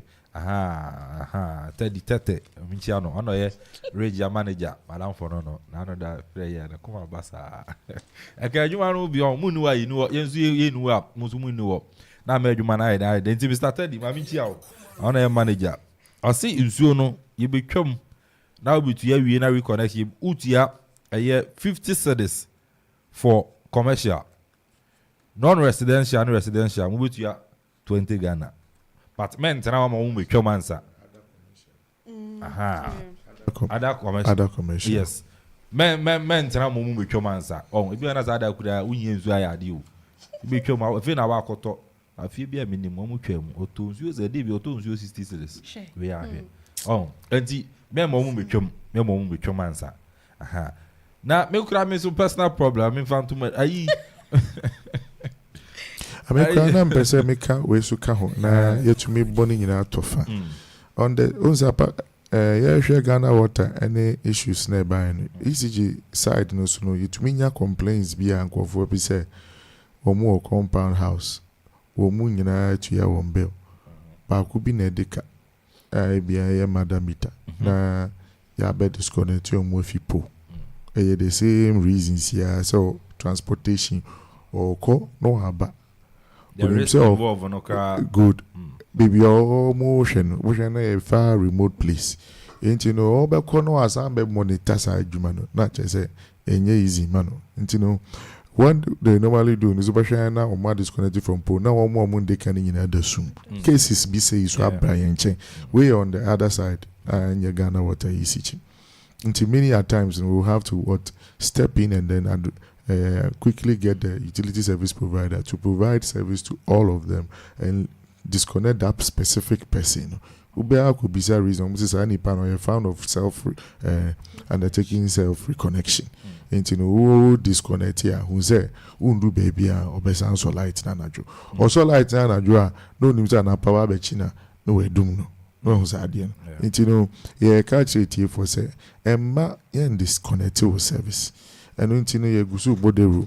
Say ECG for money then. Oma areas are be here prepaid services. No more franco. No more your music so pepe because Oma started air wide on more prepaid networking. You know, areas be some more such challenges. You know, Omo to me a buana unya prepaid nanka ebe buapa. Manager, yeah, say. A tier for me so much. Questions we will do actually illegal ne illegal connection ya de nyina bibiri we actually else be din come but I think say mama be phone lines no. Na a tier for no so no emrem. Ase mi so mo niam mo ntia ase nyina no omo famra. Ne be yin nyina no de amamo. Na nka ye hwesa nka Ghana water for my rep. Na nka ECG my rep sanka be but mo wa ha ide megimudi papa you abodi adwuma da mo bobi na ayi nkrofo yi na aye but me da wase power to resolve this issue we e dey amai say asotwe bi ani akiri asotwe bi but talk also dey and the megidi say mo betu asotwe beba asotwe bi we akiri a complaints nkofo de beba no na e de beda won so mo ye reference nti o mo nyina de ba na che say o mbe de Ominya reference ni pepe. Okay. Enti ano manager di odi aba no say complaints in babi ma minim say senia hwehwem na kwa kodu ani senia ya kan no Ghana water minim for other branches but ya minim no monochrome Ghana water okay mati minim say mu tie show no ano pe mi nchia mo papa me sorry ameba o abesra mo me ba wana achi ma kwasira omo Ghana water awon ko me na ofo ma kwasira omo na no kwa musi ma kasi ahoba unya akunya ntana so dozi ma kasa nso o de omo na o de mo office wo de em say enyama nkoyi kakra nso mo nhwe man kasa oba unya akunya ntana so man kasa Mr. Teddy na so accuse me about mo office wo de em say mobile home dia hon said dan ye ayisa enu mum dia ma me fa ofrefo we na mintie na se misa. Good morning. Good morning. Me ba cho udi ni baby afrefi. Asa nyame cha okuga. Nyame che wa okugwa e bokwa no pay. Nyame na dom. Okay. All right. PURC4 asemisa wo de fa ensuo anakane a ho. Me person bisa se liter ye ton ana ye ton e say answer na sisi a o sa ka liter na you kita more than 2,000 person bisa se liter ye ton ana ye ton. Okay, madam, be you are no. That's it. So no offer by 0551667755 0551667755 0270191971 0270191971. Hello. Good morning. Good morning. Pacho din baby afefi. Din Simon. Simon. Oh, Simon, humility. Ano pe bibia boko. Boko na to so. Yanko pardon any experience in team jam na so. My problem kaka. Old police station, I think before then it was no. Yekwano so no na nsu ko efi ono. Nso be yekwan na ombe yi pipe ni na yeden. Efi so. Till now ombe ye.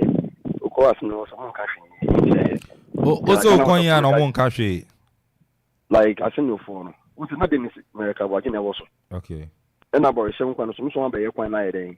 Amaye. Nti ya ye pipe no wo sa ale ni na so ombe yi ni na say amu yekwan ni wi no ma be fix amaye. Yekwan so manje nso no susu a ama be connect amaye. Okay. Now mako Ghana water. Ghana water womba nja ise ukoti aska nsana omu di types na be yeden abe connect amawo. Okay.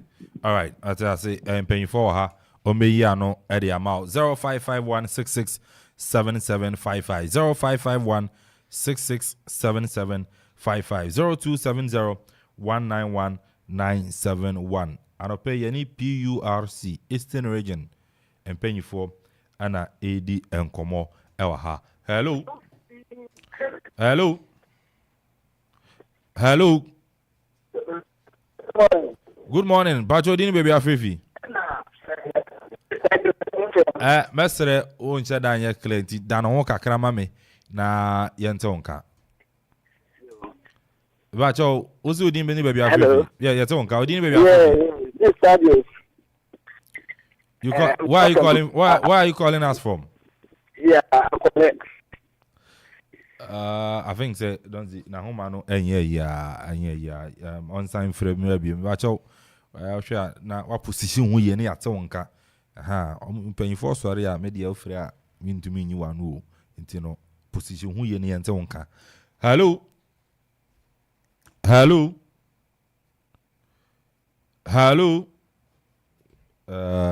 Okay, ensure connection no na ye ntenenka. Hello. Yeah, good morning. Bacho din baby afrefi. Bacho me den de Ebenezer, me kasa kwa doso. Ebenezer ewa doso. Mayenti o. Me bacho na tie ni program pa number 1 thing is say, for instance, me mama to the phone so na me tia bell no. Me ni say ende ebia the change for weeks, the week and the 50 na menyo, 20 na menyo na me tutu ankakra. Na mo no bi ho so a we say bill na else come the ban emba as you are talking to you at this time maybe a sanka June day and sanka and I would July mo and when me go download do app on all Play Store now so app on so me kwa bill no so or say the bill that it doesn't exist. If I want to say I don't know give me how be but your ECG oh but your ECG okay yo more problem na omo de kabia but ka we na o de won tia you came Emma last month we paid almost 1,700 can I yes. Okay, Ebenezer, I think say I want make you a point. Hello.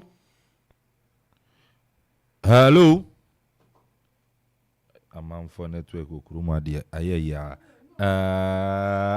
But you won't try na one friend but you just say you be farmer. Hello. Good morning. Good morning. Bacho dini baby afrefi. Bacho FM Bismarck usu me kasefi Akropong-Akuapem road. Bismarck usu. Masam come my police for and shower umpen puna one show on. That's a 4 months in almost new meters. Almost old one, no, I'm the full ball. Now, some of them is old meter. Now, yes, it was 1,930. The time I was old one has a catcher contractor of a meter and a friend on key. Now, catchers were panel because almost saying your office were their problem. They are common issue. They can't say it's kind of was an issue. We are from wire, the humble star. Am I? And I don't kill catcher and say, almost something. I'm a man to near Akropong office. Nanka, one refer is kind of new meters. And the dad almost sign now, I'm a man note in your call office. The office on the co manager. Now, manager say, I see 2 months' time. Now, yes, you. Now, the 2 months in this train, and Mr. Yasako Bium. Yes, I almost say, I'm a system. I see you, I'm almost 1 month. 1 month in a train. Yes, I call room 7. If you room 7, so I also call room 15. 1 month in a train, 2 weeks time. 2 weeks time, yes, I call Bioma. A very matter. I'm who pay the Penom Gufu. I'm almost the idea. I'm the idea. I'm keeping my Brian. And I'm open for my police. If we are telling 9:30, I'm all refer my Mr.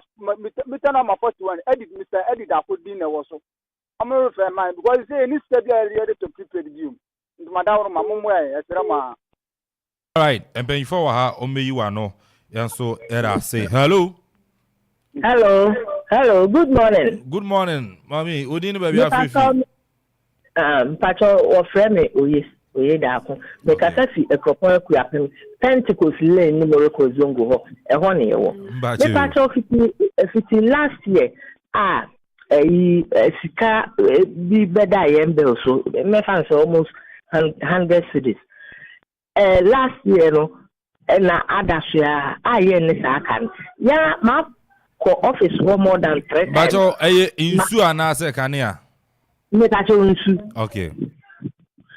Me kwa what here what is insu yen sakan ntitem bia me so what will be so daso enti bosum bia eba man total no na ye no na yen ateten ne atua ye wa ha nyina so ye mere wa ne ade ayen ye duma sabi ye mpo ye nyese ne ye nya abanga duma da ne ye kiti ye wo pension pay bia ye bitua enti obi ani ho a obetumi atua ka aka na wo ne ka aka na abeda ho otua enso ma ko ho office wa monokuru ma kwa several times so do ne ka ho da me bacho okwa no woje tu mu se enye ka wo woje tu mu onu di o se o che fi a o huse enso ye ne ka bia sa e se tem bia me di receipt bebre me di receipt ni na na pe no o check no ni a o se bi wo ha na me se nko machine ni you so he find that na o yi fi mo still sa ka ya so ye ne ka bia o enso no se ye benden we think that will become no market and sa enso busum bia na what the bande yes and yes. Okay. All right.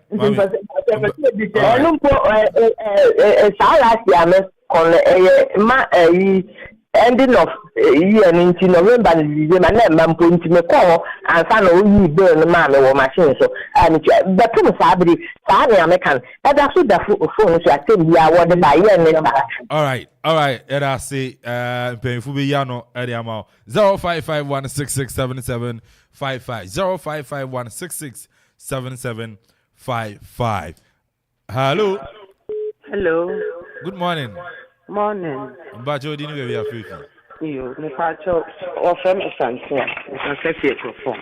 Ah, Santo Ampum Yawago. Ya me adu. No, I meant to my friend, I'm sorry, I'm from. Aye. Pacho Martin. Bacho, PRC before I would you. Me pacho master me can come a light phone. Ye pa won chow, ye throw won't be bree. Prepare the cheche, a man to quauba. Oko se upe separate meter. Se kura wo se separate meter ye 80 Ghana. Se uko de meter 2000. 2000 kura separate meter no wunya. Obe kwa ko tuya sika so ato wa cha ansana wa kosia tia loro fi twakon ansana to oba be ba ma won abeba ma ye pa won chew light no little no man to kwa unti ya sira won ya ba si ye prepaid na won ma yen won de won ma yen bi na se be ye de asumdwe be fie ye pa won chew e se yi koma pipe fon se wo beto pipe ni mu dia wo build with the mechanic aba bosome na nsu mada wo be ka wo mpesa so na wonya nsu ete ma mi sika bebre me na ma be tweme be tua boka no ma be le me la ya ma me nwua na obi abeye connection wo nga be type ya timidim na me na me tua mi sika na wo twe mi nsu ma me na me nsu na ema sa asam ne ye pa won chew won hwe asam na won kamaye na ya edin enye sa na te wo be ko na ye ntokwa ne ade daabi ense se bata ye nyina ye nuanom ne ye de to nti ense se bata nti fa won chew sa asam ameke won hwe ne woni hu dwuma maye medase menso merasa so I think say ma memfa call away on memfa na ye may answer questions or nti no don't ye hold on with the course no na ye answer questions we are ye beto aso with the course nti ati for mesre ye betwen call no so answer na ye yinsem bisa eno so modi aba no ye yudodo na no ye wi a ye beto aso ewa ha it's exactly 10 a.m.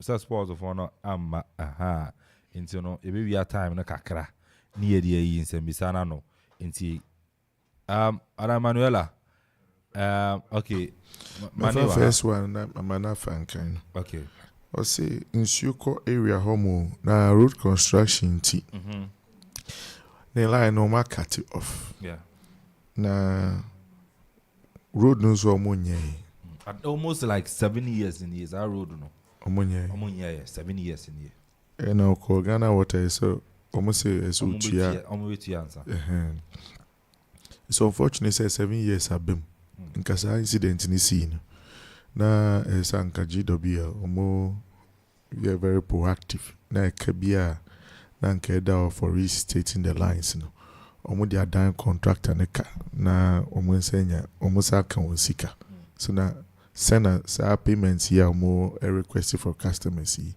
anka say sika no na ebeso sa nyama ni nyina no and also so ka say road no so omo nye intino it's unfortunate say contractor na be BBC and eventually no adwuma bi ankoso intino be ya ka Ghana water so be possible anka ehu be hia say so mutu sa na mo eso mo hwe contractor assembly project the municipal assembly na ESR project and that was 7 years in the baby can minimum 7 years in the I don't know say also akwa assembly ho ene omo akoka say papa bia mai okọ Ghana water so no so mo betua which one so etua no so de be kese ya twa nsuo ni mu say all your road no you sure say e be alliance no cut here yes so this part might be off because adeba ko ne say road yen construct here so na chese omo san ye no omo san be construct do almost some cut in the edintina so airline no eka say to me report Ghana water to me report ubi to the commission. Now why do you undertake a project when there is no possibility of a timeline? So Babeye Road now for the next 7 years. Then looking at the project, from where I'm sitting, I mean who project no. And yamma so yeah. Then I was starting. Because you see, I know as a baby chunk of line mu. I road in here. And I one go for Lusu road now I will hold that down. 2 Lusu. So the contractor no must be brought to accountability so that all these issues will be addressed. Because from that na ebinya timeline, from that na ebinya sika From that, restating of the lines, until such type of engagements and now complaints and now how do you make progress? See, it's a serious issue. And can say anka sa project in what shasi cry. Was a project the over shasi. We started project based on the provision in place. You know what happened? Was there a provision at all? Okay. Ghana Water should have been informed so that they will know whether we should move our lines here first before you start. But now you've already destroyed their lines. And to install all those lines again takes another money. And the constructor has also not paid. Because if the constructor has paid, I'm sure it has been done already. You Master Simon, this is our question from old police station. Akropong-Akuapem. We know as a Ghana Water ni Twumhene among eco assembly no omo na nim contractor oil project oil star project no na sika akra wa assembly nko betumi dia assembly nko so mo de ka the assembly ni e be sere honorable Barima si edu labi ewu asapon on IMC mamicha esquire nche na be lawyer de bia me ka wa asem mamu hwe ode road na wa ntuma anya kura anya hwe ensuo no why ma fix na enko Amanfo fie mu na omunya nsu papa enom Ghana Water for the nsu papa no ne mai omunya nsu papa enom nti honorable e be sere na wadi say adwuma no e de mai odi etua na omunya ayi nsuo no ekwan ne de ode untumi anya hwe e kira asem nti Madam Manuela. Yes. Anita be answer bi owie na me mafanka no. Okay nti Ms. Anita. Non-delivery no ho. Say ECG omo ye 3 months predictive billing. Instead papa ne ka say oko app ni so a onya bill no. Instead for the first if I say January omo be take you reading na. Omo use sa reading predictively for 3 months. Okay. Estimation at the amount. So the 3rd month, which is 90 days, no, then they'll come and pick the actual reading from your meter. Internet so omo the figures ni share omo system ni whether you have used less than that or more than that, no adjustment, but it could be positive adjustment or negative adjustment. Internet be I say a particular month omo belewo 90 cedis. They'll use the 90 cedis for 3 months. It's omo pick your actual reading on the 3rd month. Now, if you use more than 90 cedis, you get a positive adjustment. If you use less than 90 cedis, you get a negative adjustment. Okay, so only the bill will happen. So the bill will appear 3 months after. Okay. So you should expect the bill. Say June bills aba regularization of bills aba. So that bill, the next time another bill will come again, it will be in 3 months, so that will be in September. Okay. But then obetimia you should short code with *226#. And they are checking the bills and also a year juma. *226#. Okay. Yeah. On all network. Okay, on all networks. Okay. Madam Manuel, I said man the bill be about 1,700 be on TSC. Yeah. Obi will complain so but me they are sending commission via your WhatsApp now you get better dra. Okay. We trust any I be anhwehwe ma her say no one I say when you some ye investigation about if you be hwe ne me bia e ba be hwe ne hu se bibia sa na tie scientist so ane a mo hu na sa ehun ya some pass adjustment o mo pass amount afa bia ne me san so ani tade no so say ye wo app bi PURC Recona app. Okay. App ne in such a way say uko Play Store obenya Apple Store so awon mo Apple no ukwa obehu na wa download the app no a tariff Recona ubetimi input amount of KWH use busumi negumu ubeye ne den ubesho pass reading no compare with current no what difference no you are not the shame and so use prepaid so ubetimi the sika no fem na shame ebe ma energy a ube use if you no so you will be a friend of PURC electricity consumption estimator PEC and you see a PURC no dey okoye website obekwa tariff side ohwa obehu wo ho no na wo mia so edubekwa side ma wo hu niama use wo fie mu say a shop a obet dane na akọ non residential say residential e fie be ma wo hu fan TV we no wa bobo ahyem wo bo hye mo wi a be ma wa hwe time a wo use san niam no no wa san dia hye say 12 hours or 8 hours or say 4 hours na dia hye o wi a ma wo kwa ma wo calculate nti be sure bosome no ahia esese wo tua nti e betimi ahye eno nso no obi bi say meter ye ton ana say ye nton me sure pa meter ye nton I say meter ye nton by yetua sika bi open new service connection. What we pay for is not the meter because we don't sell meter in Ghana. Ye yasha ne so ne se bu a MPs for no mo kota no mo di abreye eno ne ye nton fi omo ho. Aha, nti ye nton meter. Ne yetua impen bebre ne call office ne ye new service connection ye gumu ahoro bebre. Ye was straight service share say me fie ho no ebi wo ho no ma me wo pole wo ho dada ana me ni pole wo ho dada eguma ho ye wo 1 pole extension wo 2 pole extension enti sika na ye agye no for services na ye de maw no na ahoma ye de betwe nyinam kane na ba wo fie ho no enti service na wutua but not the meter. Okay. And now, if it's a 1 pole extension, you are not supposed to buy the pole. ECG comes along with the pole. Cables don't move battery. Say 4 cables on battery about a few honor. Bibi ya beba with it. It's in patch meter na dia yen ton. I know I can't say. Ebo na say. Eguma hora ro me bobo ni na. Bo so mami. Services ye omu mienu. Ye wo 1 phase and a single phase. And ye 3 phase. Ye need 2 phase. Pamcho. Was it?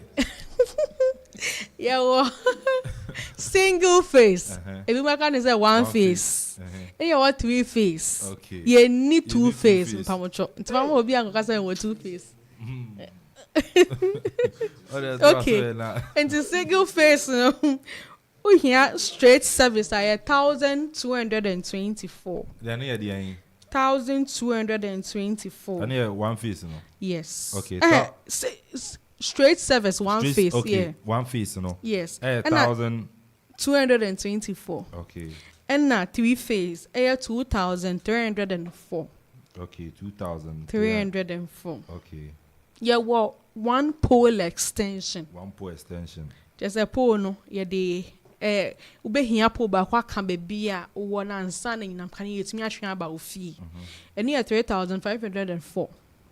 And no more but mom the pole ne beba pole dimu enye pole di si ho ochena go na ase na wiwi because pole ni bebre ho no ma eya ye ka ade ba ko PURC and ECG we see for ka say omunya ya nka MPs one bebo omo with sharp project not just omo me extend the power but in so so e wo ho ne say pemebre ni sharp project omo wie na post omo de beba no enye papa bi ho meters no kro omo ka kwata aba no na ehwa tochima to obe use meter na be abusumi ana ye ba ko mienu na meter na say na just some replace with the new meter which is very costly ebi wa pole no ebi wa kra pole no that very year no na pole ni na ebubu pole na sie ni na awewe na just said ECG you have to go and get another pole and come and extend because immediately mu taking sharp project no MP ni ma contract na be ma community ni kane ani wia e was so present obi o man kan ne sheet ni ma ECG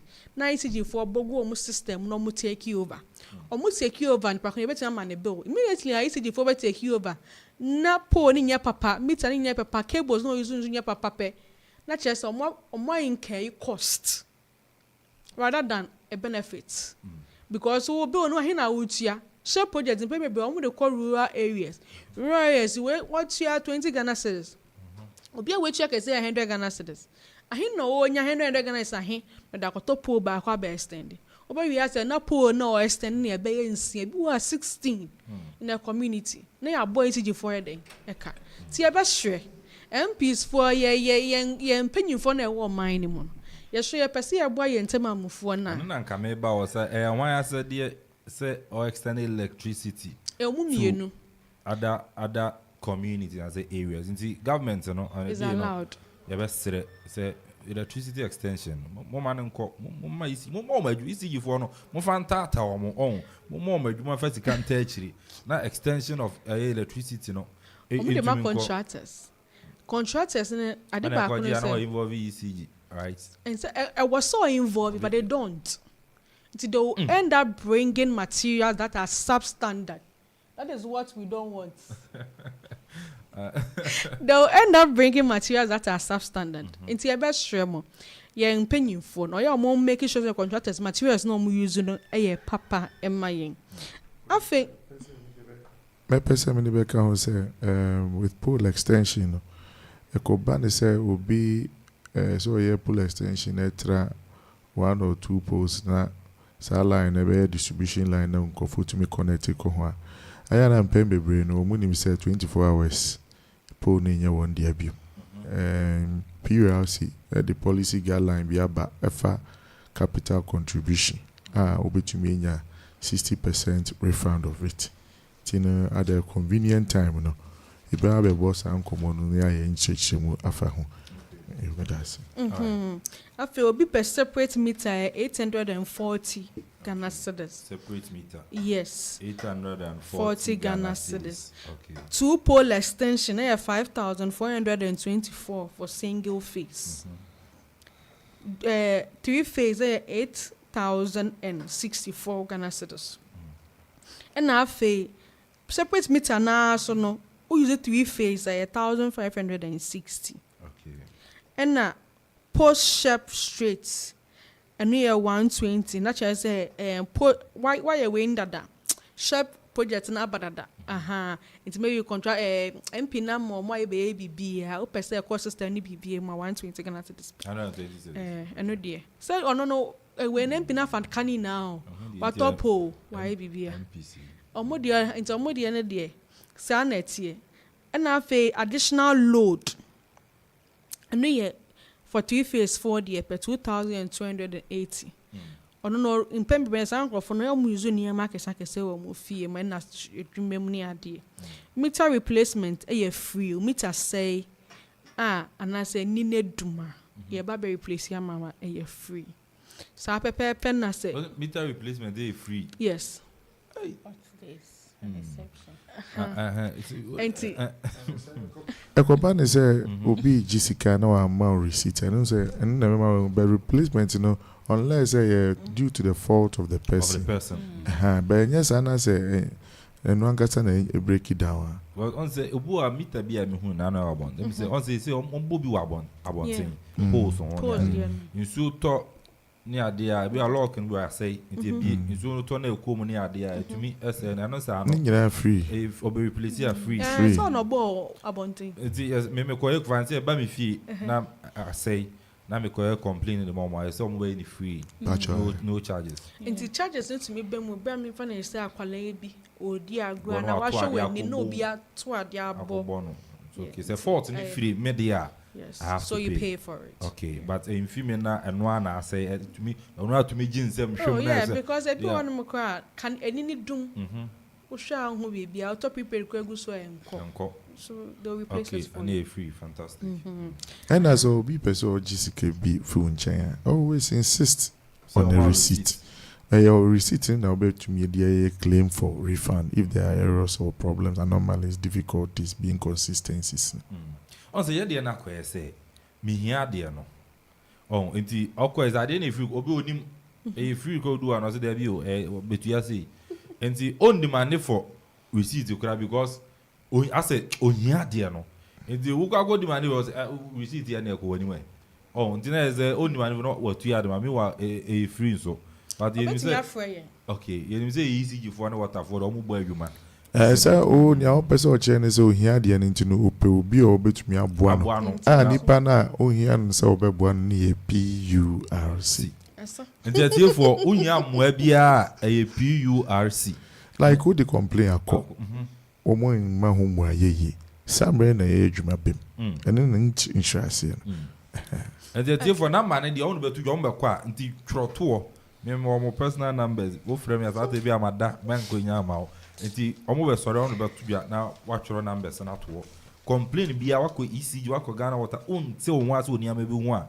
o from a enchirichiri mu ombe di wanim ahwe amaniama ye kama e de ama o Mara Manuela yanto aso na obi ka say wako for new meter installment but for 4 months or the san kai masa yes shane pam ye wie pe on frɛ yɛn okay mpɛn bebree no kɔ saa na yɛ ma otue sika bi receipt no on twa wo mfonyin fan send number na yɛ beto dwa no na yɛn hwɛ ndi undwama na ne meter no ne nsa nka afei nso no obi kasa 10 cedis mama oye no akasa 100 cedis bi Eda ne we say ne bill no so a onim de bi efi wakɔ hɔ mo si bibia ni system no so no ɔno nso betimi de asɛn ye obi ɔbɛn ne bia betimi atwa no de asɛn ye phone number ne yetimi de akyi ɔtwa wi on fa mama oye number enka ho maye ne ntimi hwɛ ndi hunduma ma no afei ne ɛsan so no say ma asantewa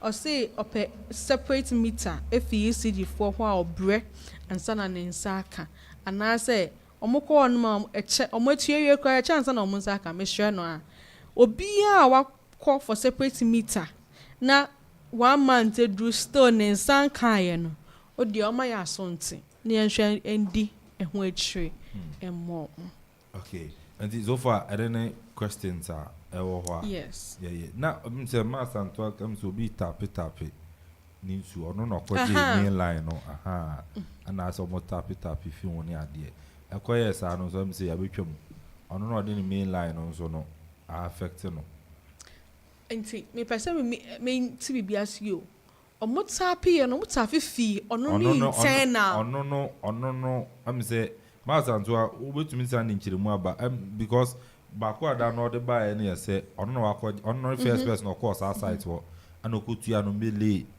aye lines na de man no other people buy no omo call Ghana water ho no ana Ghana be tap from ono na watua for the main line no better and call other people no omo tua mo meet omo tua bosomi omo tua bills ni ade but say onipa no from the main line no ekoye complain say ade na ono no abetua for main line na oma de nkofo abem nti Ghana water for na some be disconnected nipa na second people na buy no almost some be disconnected omo nti akwa say mo amode ye tools no mo amasan ye den disconnected and ye na no dia e buy but mama santo ade no I think say obetuma san afra ba no de on team no I don't know sorry say marketo chechemu no na me kan no say be nya mre na abechechemu your policy before capital contribution okay obi betumi contribute to the extension of a network to a particular area